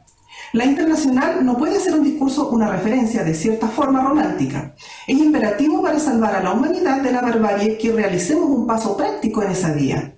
El sistema capitalista solo se sostiene por el rol mercenario de los antiguos partidos políticos y sindicales de la clase trabajadora, pero también por nuestra propia incapacidad de girar para asumir la responsabilidad que nos compete. Hago un llamado a convertir este 1 de mayo de 2020 en una reflexión profunda que nos permita reforzar el trabajo para construir la internacional que los trabajadores necesitan con urgencia. La conferencia mundial convocada para este año debe tener el sustantivo a escala internacional. Quiero recordarles que un paso práctico vale más que 100 programas. La barbarie se nos viene encima. Solo el pueblo salvará al pueblo y para ello debemos atrevernos a dar un giro. Muchas gracias. Dear comrade, greetings from Hong Kong, especially in this time of pandemic crisis when the coronavirus are spreading all over the world. I hope you all stay healthy so that we can fight back. In Hong Kong, we are in a very, very difficult situation. It has been over already a year of our struggle against the extradition bill introduced by the Hong Kong government. But behind it, of course, is always the Communist Party that want to control Hong Kong, suppress our freedom, and narrow down our political space. But the system in Hong Kong that the Communist Party is supporting is a very complete, naked, unfettered capitalism system. And the workers are the ones that suffer under this very undemocratic and at the same time behind it the foreign regime of China. Over the past year, we have been fighting for democracy and demanding for the right of workers to vote for our government, to control our government, and return the government to the people. in this fight, there are lots of sacrifice already. Over 8,000 had already been arrested and over 1,000 people prosecuted, including myself. I have already 6 charges of criminal offenses accusing me of organizing and participation in unauthorized assembly. Of course, the assembly is unauthorized. Why should we need authorization? This is our right. We have the right to march. But of course, the government is using the law against us and against the young people of Hong Kong. And many of them had already been, apart from being arrested and prosecuted, they are also being tortured by the police and beaten up by the police on the street, and lots of tear gases, rubber bullets, and this unleashing of police violence against people is make us very sad. And of course, everyone is worried about the future of Hong Kong. But it's very obvious, the Chinese government is trying to narrow down our freedom and want to make Hong Kong into another China where the Communist Party regime rule in a very authoritarian manner. But we will fight back. And when you look at the system that this Communist Party is supporting, unfettered capitalism, the naked exploitation of the system is very clear in this pandemic crisis. We don't have any unemployment assistance.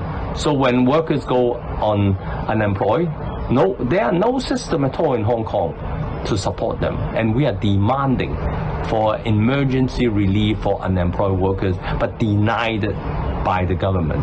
And what the government only wants to do is to save the business, pump money, billions and billions of money into the business, but without any guarantee of helping the workers.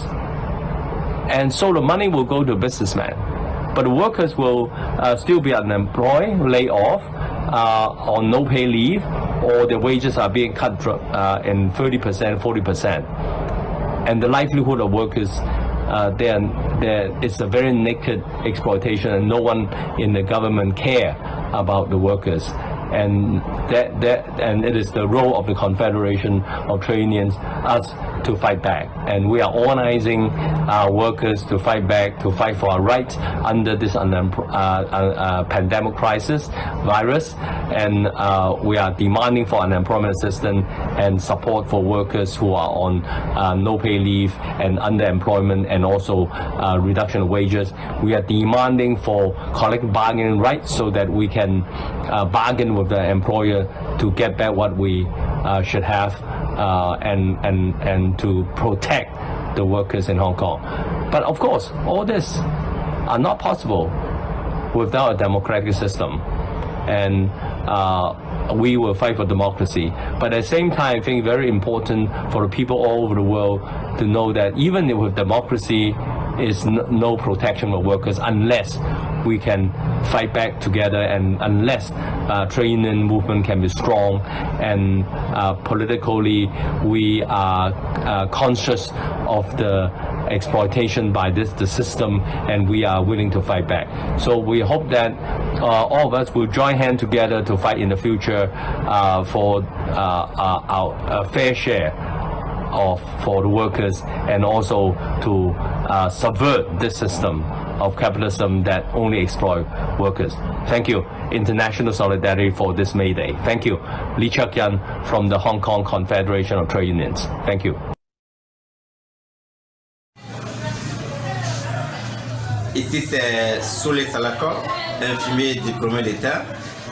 Je suis un responsable syndical au Bénin. Je suis là pour donner quelques informations sur la pandémie de la COVID-19. Le Bénin n'a pas un plateau technique qui peut permettre de faire face à des situations alarmantes. On se réjouit pour le moment que le Bénin se retrouve avec 35 cas officiellement à cette date, et que ces cas n'ont pas amené les autorités à faire recours à des respirateurs qui sont des appareils spécialisés qui sont utilisés dans ces situations parce que le Bénin n'en dispose pas suffisamment. D'ailleurs, ce n'est que courant ce mois d'avril que le Bénin a obtenu quelques respirateurs qu'il a commandés. Donc si la situation était déjà alarmante à cette date, on serait déjà... Donc aujourd'hui, le Bénin compte 35 cas.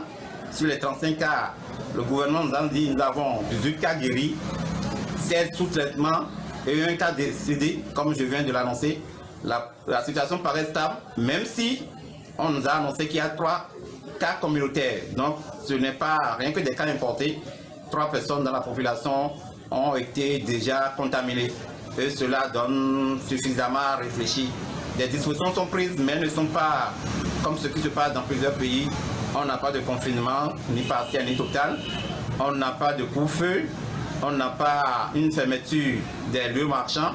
On a juste une restriction limitée à une quinzaine de villes où on a fermé les mosquées, on a fermé les lieux de culte et on a limité les déplacements au niveau du transport urbain. L'école a été fermée difficilement. Il a fallu des soulèvements au niveau de l'université avec un mort où on a tiré à balles, les policiers ont tiré à balles réelles. C'est un étudiant, plus d'autres réactions venues des organisations qui ont amené le gouvernement finalement à décider de fermer l'école depuis le 30 mars. La situation paraît sous contrôle selon les autorités. On souhaite qu'on ne se retrouve pas dans une situation qui va nécessiter un plateau technique plus important. Sinon, la situation va dépasser le Bénin où les agents de santé ne sont pas en grand nombre sollicités, ne sont pas en grand nombre associés et le plateau technique n'est pas approprié pour y faire face à de pareilles pandémies. Comrades, Kieran Campbell from Ireland here. I'm extremely proud and honoured on behalf of Mandate, the Irish trade union of choice for retail and bar workers, to extend warmest comradely May Day greetings to you, your families and communities, especially during these very difficult times. Now more than ever, as we face into the obvious capitalist onslaught that will arise post this global pandemic crisis, it is our class unity and its potential power that can provide the answers, the means and the society that puts workers, their families and the very earth we all live on first. We must learn from the 2008 global financial crash and its resulting crisis, when the capitalist dictator class seized the moment to unleash crippling austerity programmes that impoverish workers, their families and communities, while witnessing the vast accumulations of finance and crass wealth for the few. Hard-won workers' rights, job security, pay, welfare and pensions have been consistently attacked in the interest of capital. Other important social staples of our societies, health and education, have been sacrificed to the whims of capital and its masters. As capitalism flounders and uses occasional light-touch socialist-type principles to counter the current pandemic problems, such as suddenly finding and pouring billions of currency into health and the economy, the capitalist vultures are already encircling what they view will be the ensuing profit-making corpses, just as they did post-2008. They will unashamedly sacrifice people for profit. Already the narrative of this pandemic is changing, as we hear more and more about the need to resurrect the floundering economy and that we will just have to live with the consequences of the virus. Many of you know what these consequences are. It's the choices between life and death. We in the left are obliged to counter the capitalist offensive that will be unleashed on our class. Like before, the EU, the World Bank and the IMF will rally the capitalist cause, ensuring that this pandemic will be a profit-making opportunity for business, banking and billionaires. We need to demonstrate there's an alternative, what it looks like and how we can get there. Like capitalism has historically shown, we the working class must seize this opportunity from this crisis. There is no doubt capitalism is severely wounded. It's up to us to make sure those wounds are mortal. There is no going back. That should be our clear message to our people, the working class. May Day greetings, comrades, and please stay safe.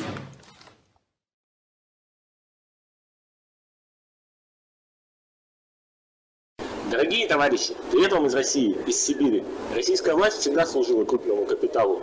Трудящимся доставалось повышение пенсионного возраста, коммунальных платежей и другие антисоциальные законы. Кризис и пандемия только усугубили ситуацию. Многие работодатели, особенно частники, заставляют сотрудников работать, несмотря на режим самоизоляции, не обеспечивают необходимый уровень безопасности труда. Или наоборот, отправляют людей в неоплачиваемый отпуск, увольняют. Бизнес игнорирует даже те половинчатые законы и решения президента, которые частично направлены в интересах трудящихся. Система здравоохранения встретила пандемию в состоянии глубокого кризиса после сокращения больниц и больничных коек, после введения платных услуг и, по сути, отмены бесплатной медицины, одного из главнейших заболеваний Октябрьской революции. Врачам часто не хватает защитных костюмов, многие отказываются работать. Правда, работникам медицины обещаны большие выплаты. Мы посмотрим, сдержит ли власть это обещание. Однако мы помним, как так называемые майские указы 2012 года о повышении зарплат врачам и учителям выполнялись только за счет того, что люди стали интенсивнее работать, а реального повышения зарплат не состоялось. Будет много банкротств, а значит много новых безработных. Кроме того, миллионы людей встречают пандемию без каких-либо накоплений, но зато с кредитами. Власть, конечно, продолжит закручивать полицейские и политические гайки. Как только закончится эпидемия, вернуться к голосованию об изменении Конституции, которая задумана как спектакль всенародной поддержки нового срока для президента Путина. Будут новые политические заключенные, новые разгоны митингов и так далее. Трудящиеся пока реагируют на планомерное ухудшение жизни отдельными стихийными протестами. Но 2019 год стал и годом многих изменений. Профсоюз «Действия», самый сильный и боевой профсоюз в России, который объединяет медицинских работников, провел много успешных акций протеста. Добился решения многих локальных проблем. Рано или поздно работники нашей страны проснутся и организуются, чтобы вернуть ее себе и чтобы вместе с трудящимися всего мира бороться против власти капитала. Вот фронт, товарищи. Message du comité d'organisation des socialistes internationalistes d'Algérie. Chers camarades, il y a quelques semaines, le 21 février, des millions d'Algériennes et d'Algériens manifestaient dans toutes les villes du pays en réaffirmant leur refus de reconnaître un régime illégitime au regard de la démocratie. Durant 12 mois, le régime a tout fait pour disloquer le mouvement populaire. Il a particulièrement utilisé sa justice. Il a incarcéré des travailleurs, des jeunes, des étudiants, des militants. Et au lieu de faire face à l'immense pénurie des moyens de protection et de prise en charge des patients, devant lesquels l'héroïsme des soignants, dont certains ont perdu la vie, ne suffit pas, le régime poursuit la répression. Il n'y a pas un jour où des militants et de simples citoyens sont convoqués pour répondre de leurs publications sur les réseaux sociaux ou de leurs déclarations politiques. Il y a quelques jours, c'est un membre du bureau politique du Parti des travailleurs qui a été convoqué pour justifier ses écrits. Karim Tabou, premier responsable d'un parti non reconnu, a été lourdement condamné à de la prison ferme pour ses opinions. Le président de l'organisation du rassemblement Action Jeunesse purge en ce moment une lourde peine de prison pour ses déclarations politiques en tant que dirigeant. Il s'agit de la criminalisation de l'action politique. Désormais, le régime s'attaque aux journalistes. Tout cela montre que les appels du gouvernement à l'unité de tous n'est qu'une mystification. Pour le comité d'organisation des socialistes internationalistes, la lutte contre la répression pour la satisfaction des revendications démocratiques et sociales est liée à celle pour l'élection d'une assemblée constituante souveraine, pour l'indépendance des organisations syndicales, pour un gouvernement des travailleurs et de leurs organisations émancipés de la tutelle de l'État, pour le Parti ouvrier. Message de Constantin Cretan de Roumanie. Chers camarades, en Roumanie, pendant que les personnels de la santé luttaient pour obtenir du matériel de protection et de soins, les différentes cliques qui composent le gouvernement spéculaient précisément sur ces équipements et les aliments. Les prix de ces derniers ont presque doublé dans les 3 derniers mois. Actuellement, en Roumanie, nous nous approchons vertigineusement d'1,5 million de salariés qui se trouvent en chômage technique forcé avec 75% du salaire, mais plafonné à 2 382 lei, 490 €. Il faut ajouter approximativement 1,5 million d'autres citoyens rapatriés de pays européens où ils n'ont plus de travail à cause de la pandémie et qui n'ont maintenant aucune autre ressource de revenus. En cette période de pandémie, en Roumanie comme dans les autres pays, la classe ouvrière est plus opprimée que jamais. Comme nous l'indiquions dans notre appel de soutien, signé par 15 responsables syndicaux à une conférence ouvrière mondiale à Paris en novembre prochain, la solidarité ouvrière internationale doit franchir une nouvelle étape. En avant vers l'internationale ouvrière. Fraternellement, Constantin Crétane. Message du parti Lalit à Maurice. Le parti Lalit à Maurice est heureux de vous transmettre ses salutations à l'occasion de ce meeting international du 1er mai. Pendant la période de confinement, Lalit a initié et coordonné une plateforme commune s'orienter vers un programme de la classe ouvrière pendant le confinement. Nos principales revendications sont assurer la sécurité alimentaire sur le long terme. Si les propriétaires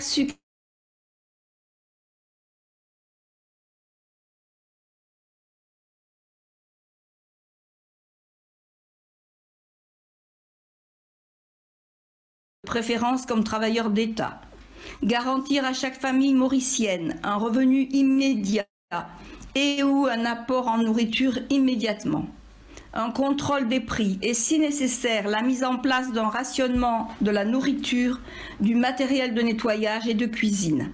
Le gouvernement doit retirer son projet pour les cliniques et assurances privées. Ces revendications ont été approuvées par 7 principales fédérations syndicales, l'Association nationale des femmes et une association de consommateurs mauriciens.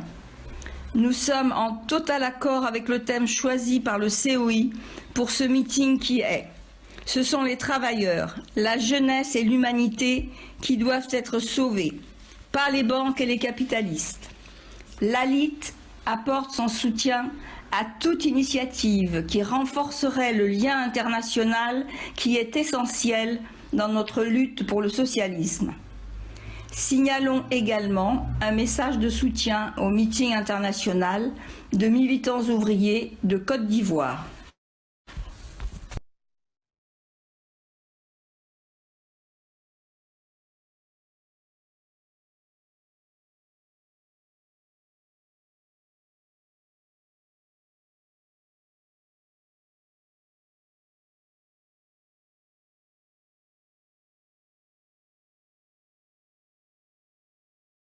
Next speakers are coming from Haiti, Afghanistan, Tanzania, South Africa, Tunisia, the Spanish state, and China.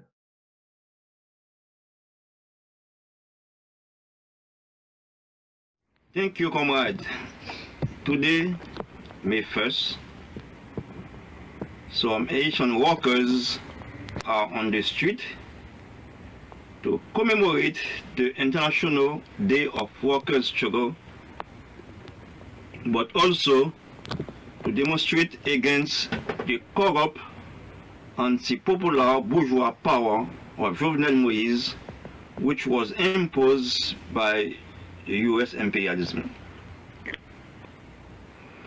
It is this power, in collision with the economic elite, who planned the return of workers to the factory last Monday in order to continue to exploit them despite the confinement. Precariousness, misery obliges thousands of workers without masks were present. Better to die working with the hope of heeding a few crumbs than to die confined to your home, they said. Save the country's economy This is the talk of the moment from the international ruling class. This is the reactionary slogan of the lawyers of the failed capitalist system. This speech is a headlong rush because the leaders of the international economic elite are afraid. They are afraid of the reaction of the working masses, of the working class after the pandemic. They are afraid of the fact that the workers, by COVID-19, have discovered the lies, the fraudulent operations. COVID-19 has exposed them in the face of the demands of the masses.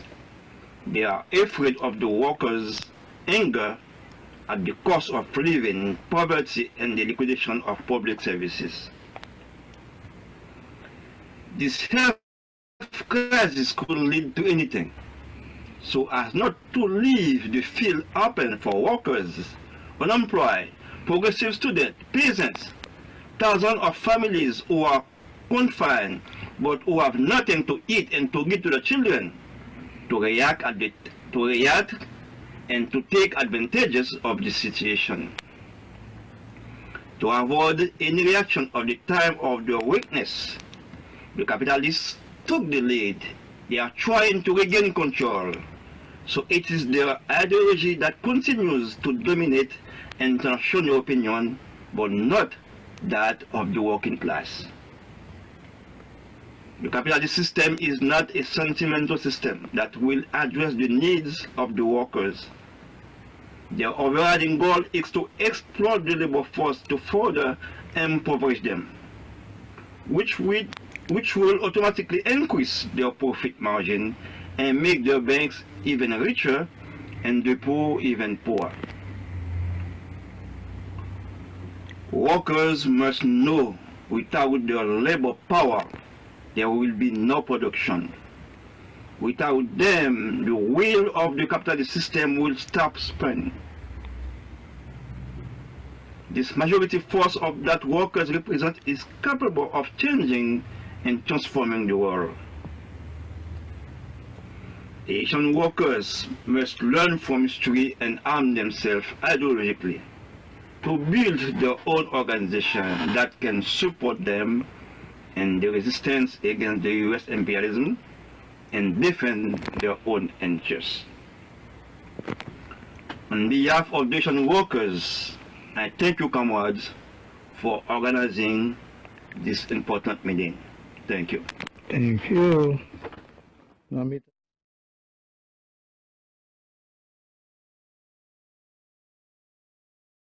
کارگران، زنان و جوانان، اول ماه می روز بین المللی کارگران، روز مبارزه طبقه کارگر علیه نظام استبدادی سرمایه‌داری را برای همه شما تبریک می گویم. کارگران و زحمتکشان افغانستان طی 20 سال آخر اشغال امریکا و ناتو نه تنها در حملات هوایی، حملات انتحاری و جنگ‌های خونین کشته شدند، بلکه فشار اصلی جنگ، فقر، بیکاری و آوارگی را نیز به دوش می‌کشند. مردم افغانستان هنوز از فاجعه جنگ و اشغال رهان نشده بودند که با فاجعه کووید 19 روبرو شدند. دولت کابل که در نتیجه انتخابات افتضاح آمیز و مداخله مستقیم امریکا به میان آمده نمیتواند کوچکترین خدمات را ارائه کند.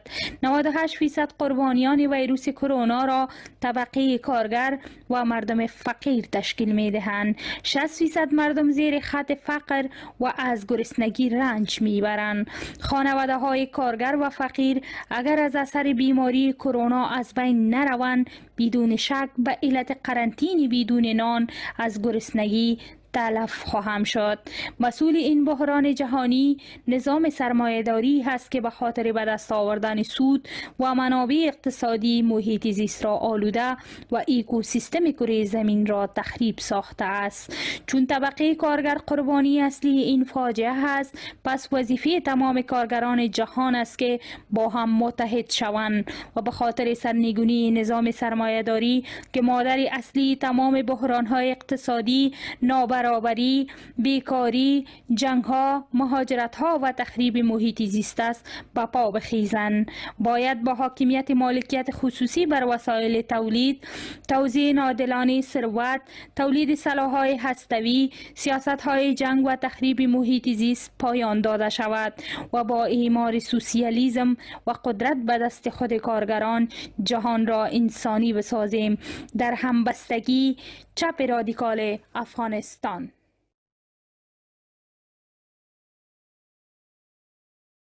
Revolutionary greeting from black working class and youth of South Africa. My name is Lubon. I'm the correspondent in Azani of International Youth Alliance for Socialism, and I'm here to discuss the current consequences of the pandemic that we are facing as a country, which is COVID-19 outbreak. The current consequences of this pandemic are already dramatic in our country. And not only workers and youth are facing the virus, but because of the lockdown decided by the government led by ANC, the black majority is facing hunger and starvation.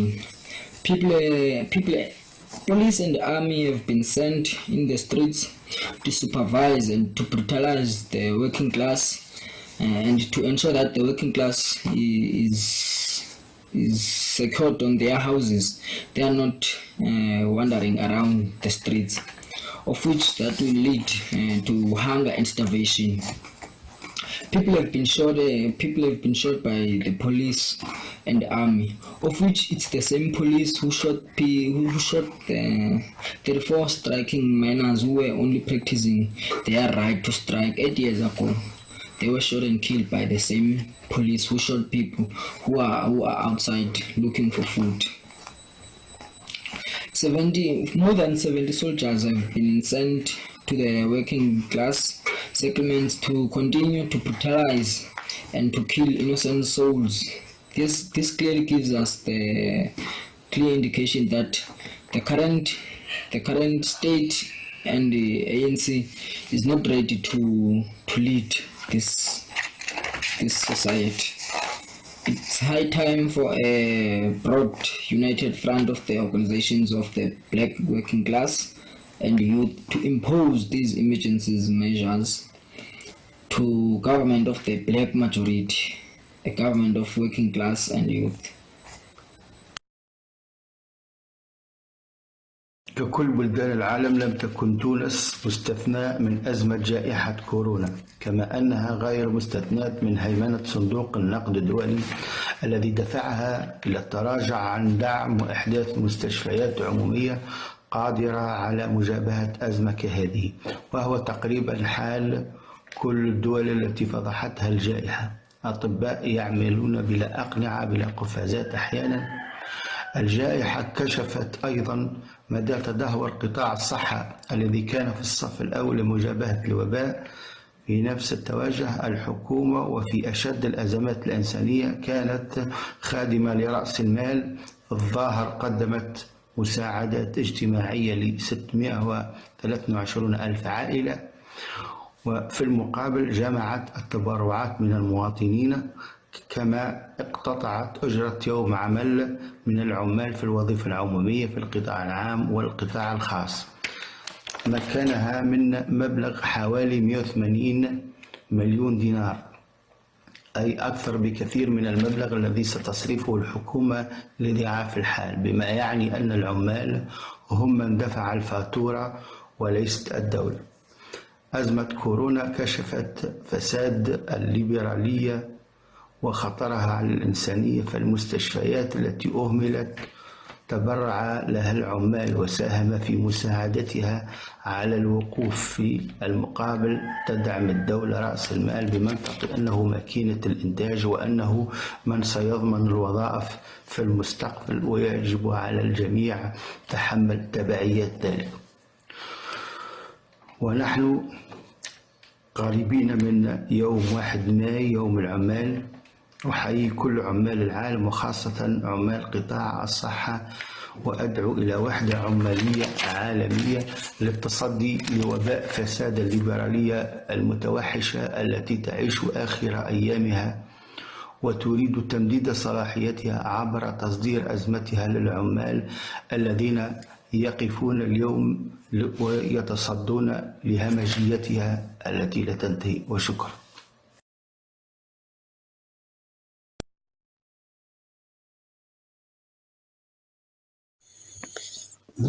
Desde Cataluña y el Estado español estamos sufriendo, como en la mayoría de los países, la grave pandemia del coronavirus. Aquí la pandemia es cruel, como en muchos otros países. El coronavirus ataca y mata a miles de personas, la mayoría personas mayores internadas en residencias. Todos sabemos que el coronavirus no es el responsable de los recortes en la sanidad, que desde el 2008 se han hecho en todo el Estado español. Todos sabemos que el coronavirus no tiene la culpa del paro, de la precariedad laboral y del empobrecimiento de la clase trabajadora. Y ahora están los despidos legales masivos, los ERES y los EROS, miles de trabajadores en las colas del paro, miles de familias sin sustento económico. Y otro tema que va a llegar.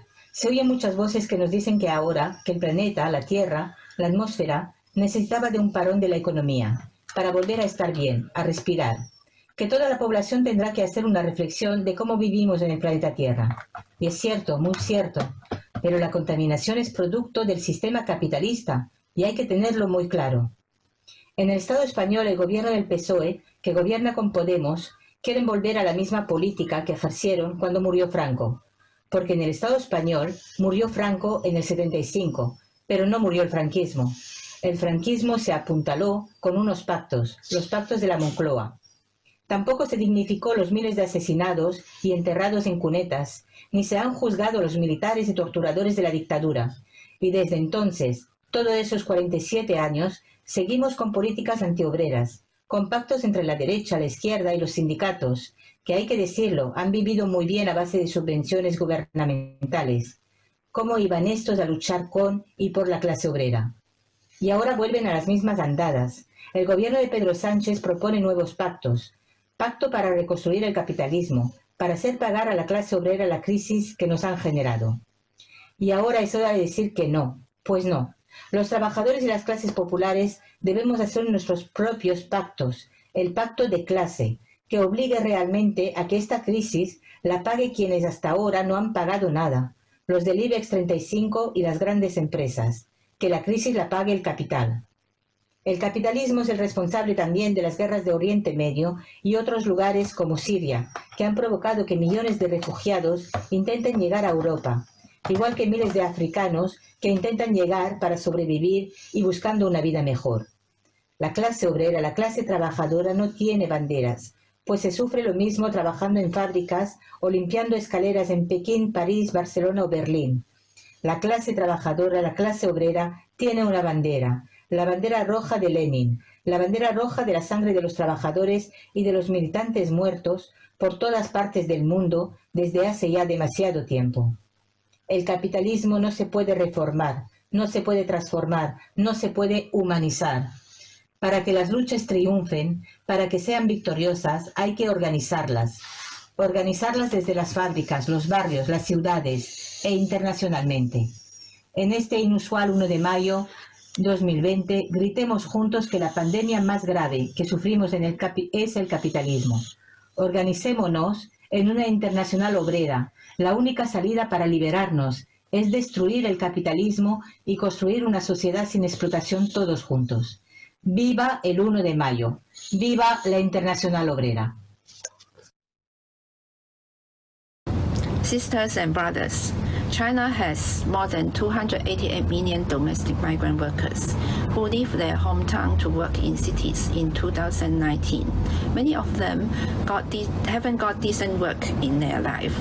Despite the high economic growth, infringement of labor laws are still prevalent in industrial areas in cities. For instance, in South, the Guangdong province leads the country in provincial GDP volume over 30 years. But in this area, we still see that poverty wages are pushing Chinese workers to bend themselves towards working conditions. One of the most concerned issues to Chinese workers in recent years is the non-payment of pension premium, which are legally required. As more and more workers age towards retirement age, they realize that there is no pension benefit that they could enjoy. They would need to continue working beyond the age of 50, 60, or even 70 years old. Many workers have lost their rights to retirement protection after having contributed to the development of cities for years. Many workers and labor activists have been harassed in China or even detained in fighting for labor rights. ACFTU is not in place to help. Sisters and brothers, the outbreak of COVID-19 pandemic just further demonstrates how fragile workers' livelihoods are. One of the immediate efforts is the declining and cutting of production orders from abroad, causing factories to operate only to a limited extent. As we understand, smaller suppliers are experiencing the largest hit, with workers' wages delayed or being forced to take unpaid leaves for weeks or even months. Local policies aimed at stabilizing business environments are heavily tilted towards the interests of enterprises, but not workers. Sisters and brothers, workers all over the world have been struggling. We need to connect each other in a globalized economy and fight for our future. The next and last speakers for our International May Day rally are comrades from the Philippines, Burkina Faso, Great Britain, Hungary, and Bangladesh. After the last speaker, Comrade Daniel Lakshin will conclude our rally.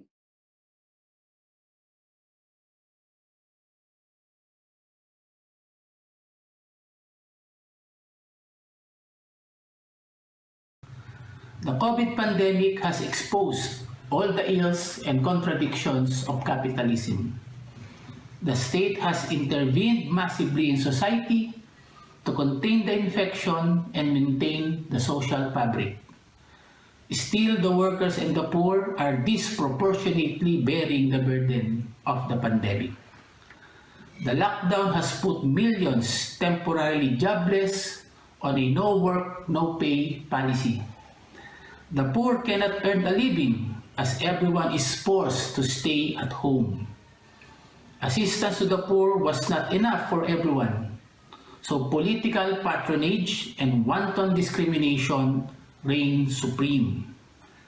The health system is overwhelmed by the scale of the contagion since public health provision has suffered from budget cuts and private hospitals are out of reach of the masses. Finally, the government has exploited the pandemic to further restrict civil liberties and suppress democratic rights. An iron fist policy has dominated over a public health response. Thus, the number of people arrested for violating the lockdown has far exceeded the number of people tested for COVID. The situation in the Philippines is no different from other countries where authoritarianism is gaining ground. A global recession, if not a depression, is looming. As in all episodes of capitalist crisis, the working class will be hard hit as the capitalist class will pass on the sacrifices to the poor. The plight of the working class is deteriorating as capitalism struggles to recover from COVID pandemic and the economic crisis. But the present conjuncture is also an opening to reimagine a radical restructuring of society where the needs of the people, not profit, comes first. Workers hold no nostalgia for the old normal of neoliberal capitalism characterized by insecure work, cheap wages, permanent joblessness, privatized services, and lack of protection. Instead, the working class must spearhead the framing of the new normal as a system where workers are valued for their wealth-creating labor and the people enjoy the right things necessary for a decent life, like full employment, a living wage, universal health care, quality education, social protection, and a clean environment. A voice in their workplace and society as a whole, among others. The proper response to COVID pandemic should put needs of the workers and the poor first. The following 4 demands are just the most immediate but are necessary to transition to a new normal of workers' place. First, number 1, sufficient aid for all. Number 2, aid should be beyond the period of the lockdown. Number 3, safety for workers returning to work. Number 4, humane and not militarized response to the crisis. The order for people to stay at home will be problematic since the people are going hungry for lack of assistance and they are treated beneficiaries of Philanthropy Act instead of claim holders of the right to aid in times of crisis. Partido Manggagawa, Labor Party Philippines, May 1, 2020. Long live the working class. Mabuhay! Bonjour à toutes et à tous, salut à toutes les camarades du monde entier. Alors moi je m'appelle Zango Sibri Ablasi, je suis de l'Afrique de l'Ouest, tout précisément au Burkina Faso, le pays de Thomas Sankara. Alors, je fais ce vidéo au nom de toutes les camarades du Burkina Faso, au nom de la génération consciente du Burkina Faso, pour dire qu'il y a quelque chose de très grave. Et cette chose, c'est quoi? Et notre seul problème en Afrique, c'est le capitalisme. Ce système capitaliste qui nous implique, qui nous envoie des choses que nous, on ne veut pas. Qui nous propose des produits que nous, on ne veut pas. Et c'est le même capitalisme qui fabrique les maladies. Et c'est le même capitalisme encore qui fabrique les produits, c'est-à-dire les remèdes, les médicaments, pour revenir encore nous vendre avec des prix chers qu'on ne peut même pas payer. Et ces mêmes produits encore vont créer encore des effets pour nous tuer, pour nous détruire. Non. S'il vous plaît, vous les capitalistes là, nous vous avons compris. Donc, on adresse ce message à tout le monde entier, à tous nos camarades de lutte du monde entier, qui sont dans tous les 5 continents, de se lever, qu'ensemble, on va lutter contre le système capitaliste. Le système capitaliste est plus fort que l'Afrique. Le système capitaliste est plus fort qu'un individu. Mais il faut que l'ensemble de tous les peuples, qu'on puisse lutter avec ce système. Parce que ce même système crée, il crée du chômage, il crée la guerre, et puis il crée des maladies. Non, Thomas Sankara n'était pas d'accord avec ça, avec le capitalisme, avec l'impérialisme. Non, à bas, ça suffit. Vous volez nos matières premières, vous volez nos richesses. Hein? Et mais comment vous voulez que l'Afrique se développe? C'est pas possible.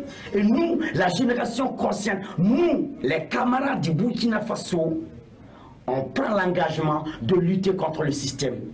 Alors, camarades du monde entier, nous sommes ensemble et on espère qu'on va gagner le combat. Alors, je fais cette vidéo pour vous dire que nous, on est prêts pour le combat, on est prêts pour la lutte, on est prêts pour faire dégager le capitalisme. Capitalisme, dégage. Capitalisme, dégage. Capitalisme, dégage. Comrades, brothers and sisters, after the COVID-19 epidemic comes to pass, and pass it will, The priority of multinational corporations and the banks will be ensuring the wealthy get back their losses as soon as possible. There is nothing new with this. The only difference is the rich may now suffer some level of collateral damage, whilst before they just gorged on the suffering of others caused by capitalist austerity. The systematic problems of capitalism are not going to go away. The reality is, within a very short period of time, when the horror of COVID-19 passes, the greed and nepotism of the moneyed classes will return. And as always, the poor will be the ones who pay for bailouts to rescue the banks, billionaires and tax exiles. We have two viruses at work, COVID-19 and viral capitalist propaganda, offering fake support to those who need it most. Poverty, inequality and injustice will not be addressed by these vulture capitalists and the governments they control, despite daily news briefings to the contrary. These issues will not be alleviated and resolved until we rid ourselves of the parasitic class who put profits before the needs of humanity. Here in the UK, we can expect no help from the newly elected leader of the Labour Party. He has already committed himself to working hand in hand with Boris Johnson. His politics are the embodiment of opportunism. He denounces capitalism only to embrace it. His conduct so far is the natural expression of a man who is masquerading as a socialist, a man who will do nothing other than appeal to the ruling class to be more gentle. Our response needs to be made with an eye to the future. The task before us is to unite workers across the world and encourage them to wield collective power, rather than simply sit back and be grateful for the leftovers of their oppressors. Change does not come through some sudden enlightenment of the rich. It comes through the exercise of the power of the masses. It's through our international campaigns and social movements that the true ideals of socialism will spread, and people will come to realise the power of working class solidarity. Together, we can bring an end to free market fundamentalism, neoliberalism and feral capitalism, and return power to where it truly belongs, with the proletariat, and away from the reactionary capitalist system that inevitably leads to regression and exploitation. Solidarity and stay safe. Chers camarades, je vous salue à l'occasion du 1er mai de notre réunion en ligne comme ça. Vous savez, la situation en Hongrie pour le moment, pas si grave, moins de 11 000 personnes en quarantaine, en domicile, moins de 3 000 en hôpital. Mais il y a des années que le gouvernement social a annulé 10 000 de lits hôpitaux. Et l'actuel a fait la même chose avec 3 000 et cela ne s'arrête pas. Maintenant, le gouvernement libère 30 000 de lits, soi-disant pour les malades de coronavirus qui ne seront jamais rétablis. Et en plus, en jetant dehors des occupants de ces lits vraiment gravement malades, vieux et jeunes, paralysés ou non, que leur famille s'occupe d'eux à domicile et sans aide. En fait, le gouvernement suit toujours le projet européen pour détruire la santé publique. Et les attaques continuent aussi contre les 8 heures de travail. Désormais, avec le cadre de travail libre de 24 mois, qui veut dire qu'on peut travailler 10 heures par jour, les heures supplémentaires ne sont pas comptées, on va les comptabiliser dans 2 ans. Donc le bilan sera fait seulement dans 2 ans.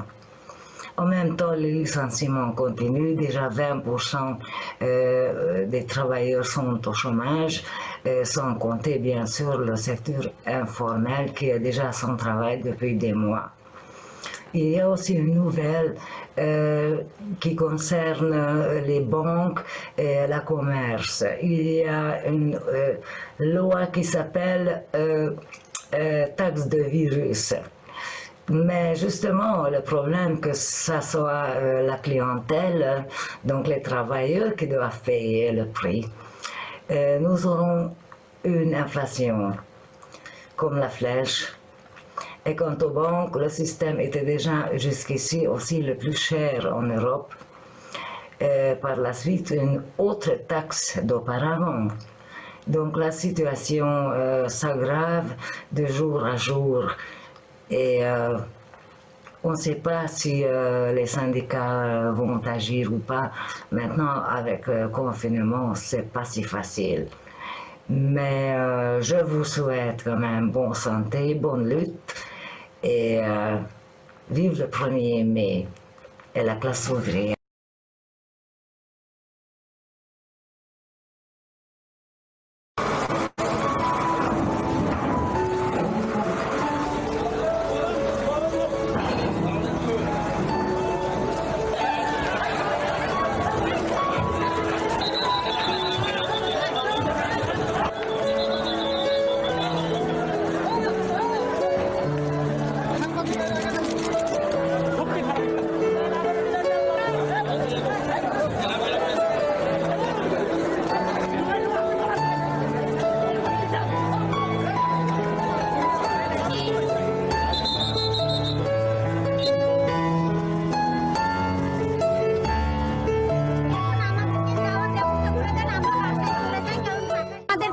জানানো হয়েছে এই আজকেরা অনেকেই আমরা ইপিজিটের সামনে গেছি এবং গিয়ে ওইখান থেকে ফেরত আসছি আর আসার পরে আমাদেরকে বলতেছে যে গার্মেন্টস ইউনিট বন্ধ আছে তাহলে এইভাবে আমরা একবার গেছি একবার আসছি তাহলে আমরা একটা হয়রানি হইছি না এর থেকে আমাদের একটা হয়রানি হয়েছে না এখন আমরা যে যাব যাই যে আমরা ঢাকায় বসে যে খাবো আমাদের বাসা ভাড়া আমাদের খাওয়া এগুলো কে দেখবে ঢাকা শহরে চলতে গেলে একটা খরচ আছে না সেই খরচটা আমরা কিভাবে চালাবো আমাদেরকে বলে দেন আমরা শুনছি টিভিতে খবরে বলছে যে সরকার 5,000 কোটি টাকা দিচ্ছে গার্মেন্টস শ্রমিকদের জন্য কিন্তু যে আমরা একটা শ্রমিকরাও এখন পর্যন্ত বেতন পাই এখনো পর্যন্ত একটা টাকা আমাদের ব্যাংকের অ্যাকাউন্টে ঢুকে আমাদেরকে বলা হয়েছে যে 7-8 তারিখের ভিতরে দিবে তাও শিওর বলতে পারতেছে না তারা বলতেছে যে আমরা চেষ্টা করবো 7-8 তারিখের ভিতরে দেওয়ার জন্য এইটা বলছেন এটা শিওর কিনা তাও আমরা জানি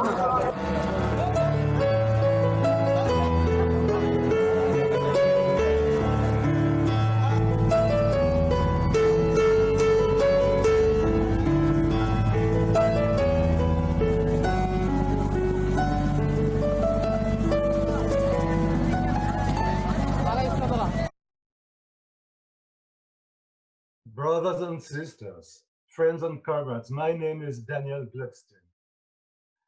I'm one of the two coordinators, along with Comrade Namdiat Vasudevan, of the International Workers' Committee Against War and Exploitation, Against Precarious Work, and for the Workers International.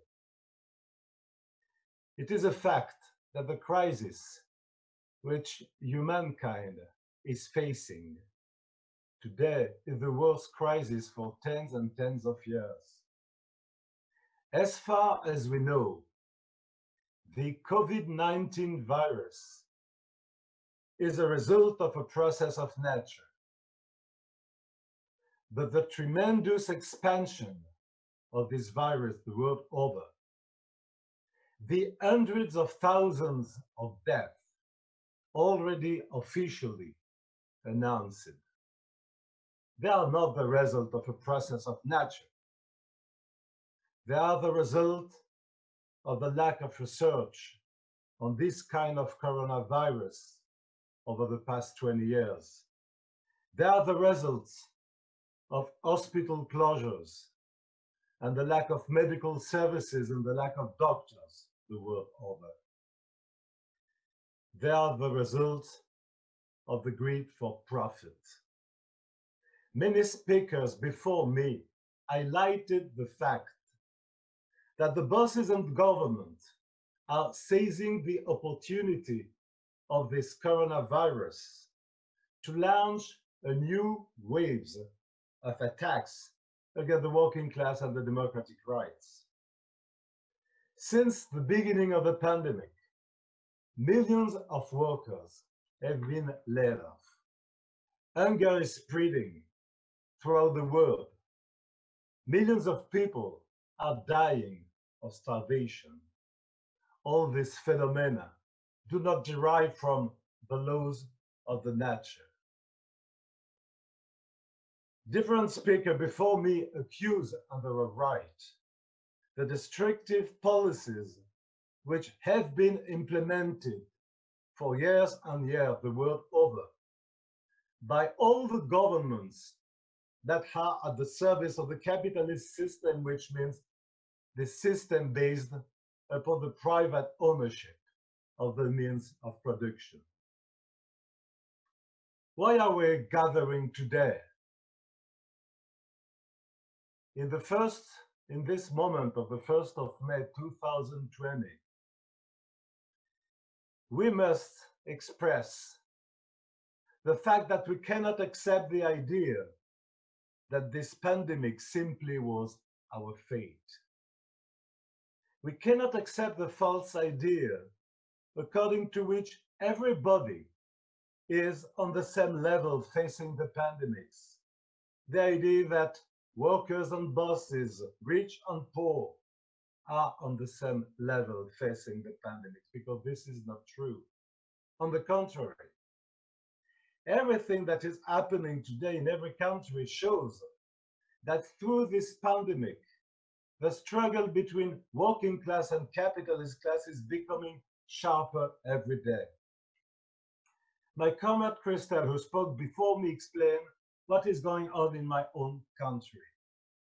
Can you imagine that in France, which is one of the richest countries of the world, the pandemic started more than 2 months ago, but till now, till this day, 1st of May, there are not enough masks, not enough test kits, not enough protective equipment for all the population. And even the government, which is lying and lying, has to recognize that even in 2, 3, 4 weeks, all this, everything which is needed, the test, the masks, the protective material, will continue to be absent. The first decision that the French government took just after the beginning of the pandemic was to ask the parliament to vote a bill which gave 343 billion euros to the banking system in order to help the capitalists. 343 billion euros. This huge amount of money is almost the equivalent of the yearly budget of France. And this bill has been adopted the 19th of March by all the members of the parliament, from the far right to the far left. There is one condition for the capitalists to receive these funds, is that they must give the proof that they will to organize the downsizing of their plants and that they are going to lay off their workers. Meanwhile, the government gave 5 euros to each person requesting food assistance, and there are 4 or 10 million people just now in France who are requesting for food assistance. But in the same time, the fund for the banks and the capitalists has gone up to more than 400 billion euros. This is not specific to the French situation. This is a situation that is well known by the workers the world over. Well, all the government during the past 30 or 40 years bent to the dictates of the IMF and the European Union. They bent and accepted to close the hospitals, to attack the social security and the healthcare system. They accepted to make cuts in the public services, in the public budget, so as to help the bosses make more profits. In the past 40 years in France, those policies against the working class, against the public services, have been implemented by so-called right-wing government, but also so-called left-wing governments. And today, all the representatives in the parliament claiming to be representative of the interests of the working class, or at least representative of the so-called left political parties, agreed to give these 343 billion euros to the bosses and the banks. And this leads to another serious issue. Many people in my country, and I understand that it is true also for other countries, many people in my country are now calling for a kind of national unity, even for a kind of national unity government to deal with the pandemic. We know the story. When the bosses speak about national unity, workers have to look in their pockets and check if their money has not been stolen. When the bosses speak about national unity, you can be sure that what they mean is that everybody must gather together to defend the bosses' interests and their profits. That's why our political party, the Independent and Democratic Workers' Party in France, is advocated the necessity to prepare the ground for a working class unity government opposed to the so-called national unity government. Our party has stated publicly that a working class unity government is needed to implement the emergency measures that are required by the situation. This means forbidding layoffs. It means maintaining all the workers' wages and salaries.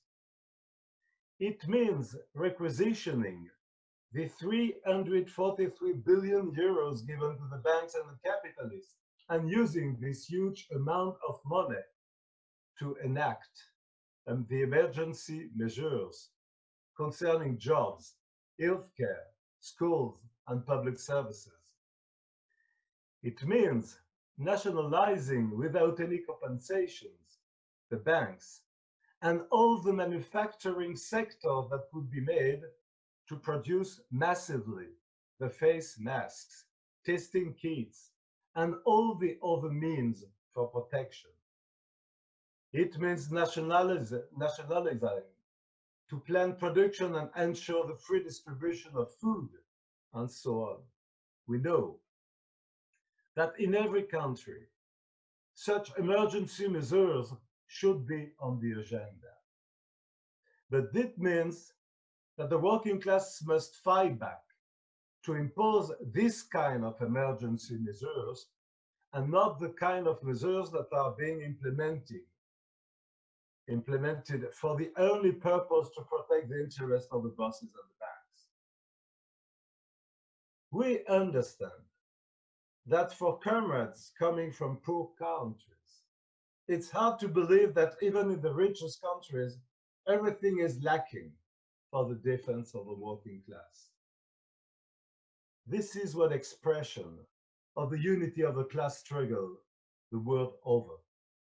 In poor countries, in rich countries, in imperialist countries and in oppressed nations, all the workers are suffering the consequences of the deep crisis of this capitalist system.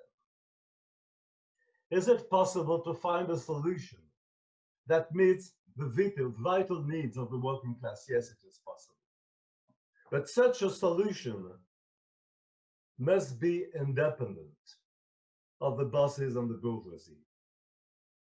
Such a solution needs a condition, a prerequisite, which is to preserve the independence of the working class and its organization. Yes, the priority should be to do everything possible to save humankind. The means exist, the wealth exists, the resources exist to provide for the 8 billion people living on this planet, so that they have the possibility to escape from starvation, the possibility to afford health care, the possibility of schooling for all the children. We know that the resources exist, but we know also that they have been confiscated by a tiny minority of exploiters and speculators. Gathered today, we know that we have in common, more in common, that we could possibly have in common with the capitalists and the governments in every country. The story of the working class movement is that of real attempts to come together and build together. We must have in memory the fact that a little more than 1.5 centuries ago, the first international, which was called the International Working Men Association, was proclaimed in London, Britain, gathering most of the existing currents and tendencies of the working class movement. The names of Karl Marx and Friedrich Engels are well known the world over. But in the framework of this first international, a lot of people did not share the views of many others. For example, about what was meant by socialism or working class emancipation. Many of them were trade unionists. Many of them were members of very different socialist groups and groupings. Some of them are more or less close to the anarchists. But these different currents, this different tendency, whatever their disagreements, were members of the same international association because they understood that the interest of the working class and the interest of the capitalist class were absolutely opposed. As a consequence, all of them share the view that the working class organizations must defend and preserve their independence. They share also the view that if the working class is to defend itself, it must champion the struggle for every single demand, as limited it may be. They understood also that the working class must embrace the demands of all the oppressed sectors facing national oppression, facing racist oppression, facing the oppression of women and gender oppression, and all forms of oppression and discrimination. People belonging to this International Working Men's Association over a century and a half ago shared another point of view, and that is that the working class had not only the duty to fight back for the economic demands, but that the workers had to fight back to free themselves from the capitalist system. They understood that the most important demand must be to take the power into the hands of the workers in order to reorganize the whole society and the whole economy on a new basis. They understood that the socialization of the means of production would make it possible for the wealth to belong to those who produce the wealth, meaning the class of the producers, the working class. Of course, this was 1.5 centuries ago, but we feel that today, opening the way for the building of a Workers' International is more relevant than ever. We know that the labor movement, the working class movement, has a long history that has gone through a lot of struggles, sometimes concluded with victories and sometimes concluded with defeats. We know that the working class movement has gone through a lot of crises and also a lot of disillusions. But we feel that we have no choice but to chart this course. The future of humankind depends on the ability of the working class to preserve itself from the barbarism. And barbarism means the barbarism of the capitalist system, which leads it towards destruction under the name of globalization. But what does mean globalization in the mouth of capitalists? It means their right to plunder and dislocate. It means the right to drive millions from their homes on the road to exile, only to become prisoners in jails or in camps, or to drown in the sea. The working class must gather its forces. The time is coming, the time is coming to go forward for the Workers' International. Whatever the differences among us, we understand that we have a common fate. We understand that we are fighting against the same enemy, against those governments and those bosses who are out to increase the profits, to develop the armament economy, producing more and more weapons, provoking more and more wars against the people, and building more and more walls to divide them. But we have to understand also, as the comrades from Philippines said before me, that the present crisis is also an opportunity to open the way to millions and millions of people. But let's be clear about the purpose of the struggle. The purpose of the struggle cannot be to imagine a new kind of capitalism, a more human one, a gentle one. The purpose cannot be more limited to wage the struggle against the so-called neoliberalism. We must say clearly that those responsible for the current crisis are not people who would have mismanaged the capitalist system. The capitalist system itself is guilty. The private ownership of means of production is guilty. We know that the working class and the oppressed peoples throughout the world are facing hard times. And we are conscious that we will face harder times in the next period. We understand that this huge crisis means a massive destruction of productive forces, and first of all, the massive destruction of the main productive forces, that is the labor of the exploited worker.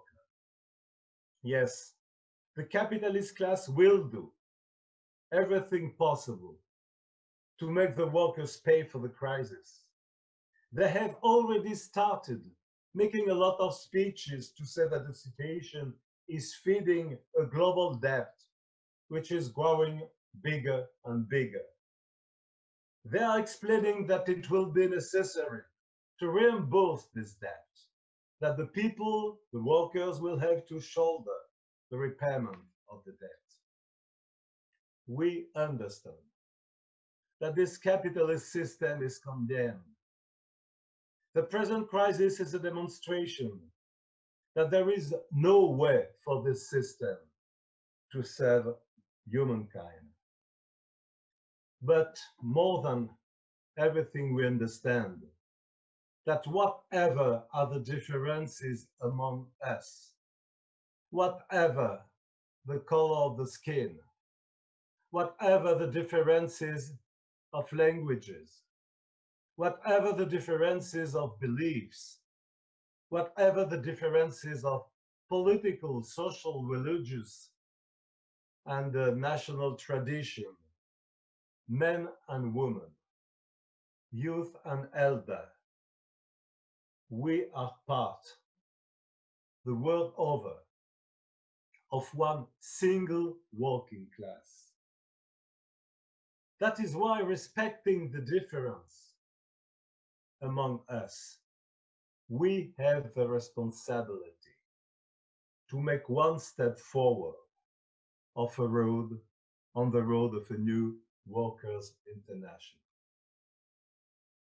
Comrade Nambiat Vasudevan reminded us at the beginning of this rally that we met in Mumbai, India, in a very successful conference at the end of 2016.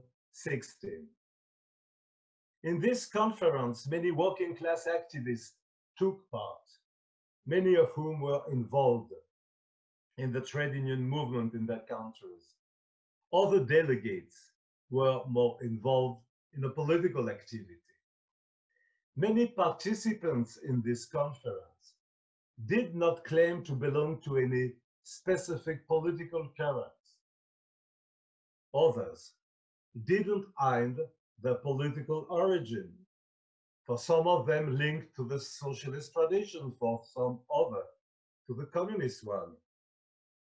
Or for some other, if they were members of the Trotskyist current, which is my case, or other currents of the workers' movement. But all of us, we decided together to launch this new framework, respecting the diversity of this gathering on the common ground of the fight for class independence and for the Workers' International.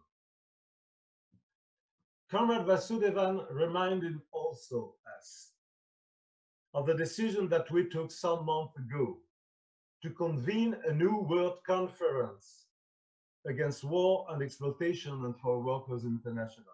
This conference was supposed to take place in Paris next November 2020.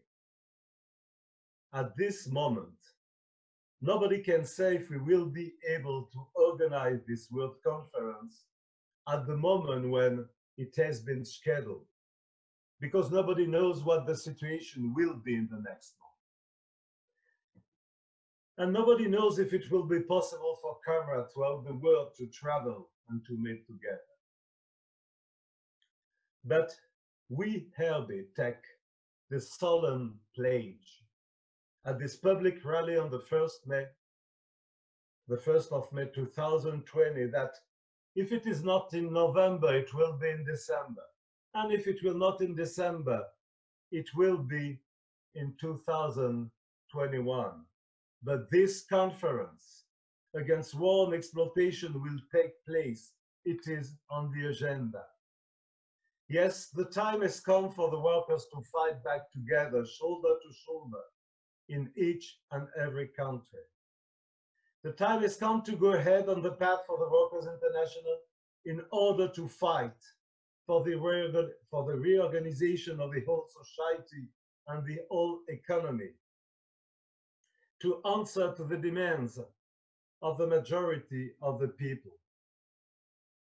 Before concluding this rally, I want to thank all the speakers from the different continents and different countries. I want also address a special thank to the tens and tens of comrades who helped organizing this event. The comrades who helped us to overcome the lockdown, to overcome the situation where everybody should be isolated in his house. I want to thank the tens and tens of comrades who helped the technical staff, the translators, and to all of them who did that at the service of the working class, let's say a huge thank you. Comrades and friends, brothers and sisters, let us gather and support the call for a World Conference. All of you attending this rally are invited to join us. Please be part of the process. Sign the appeal for the Working Class World Conference. Long live May Day. Long live the working class. Long live the Workers' International. Workers of the world, unite.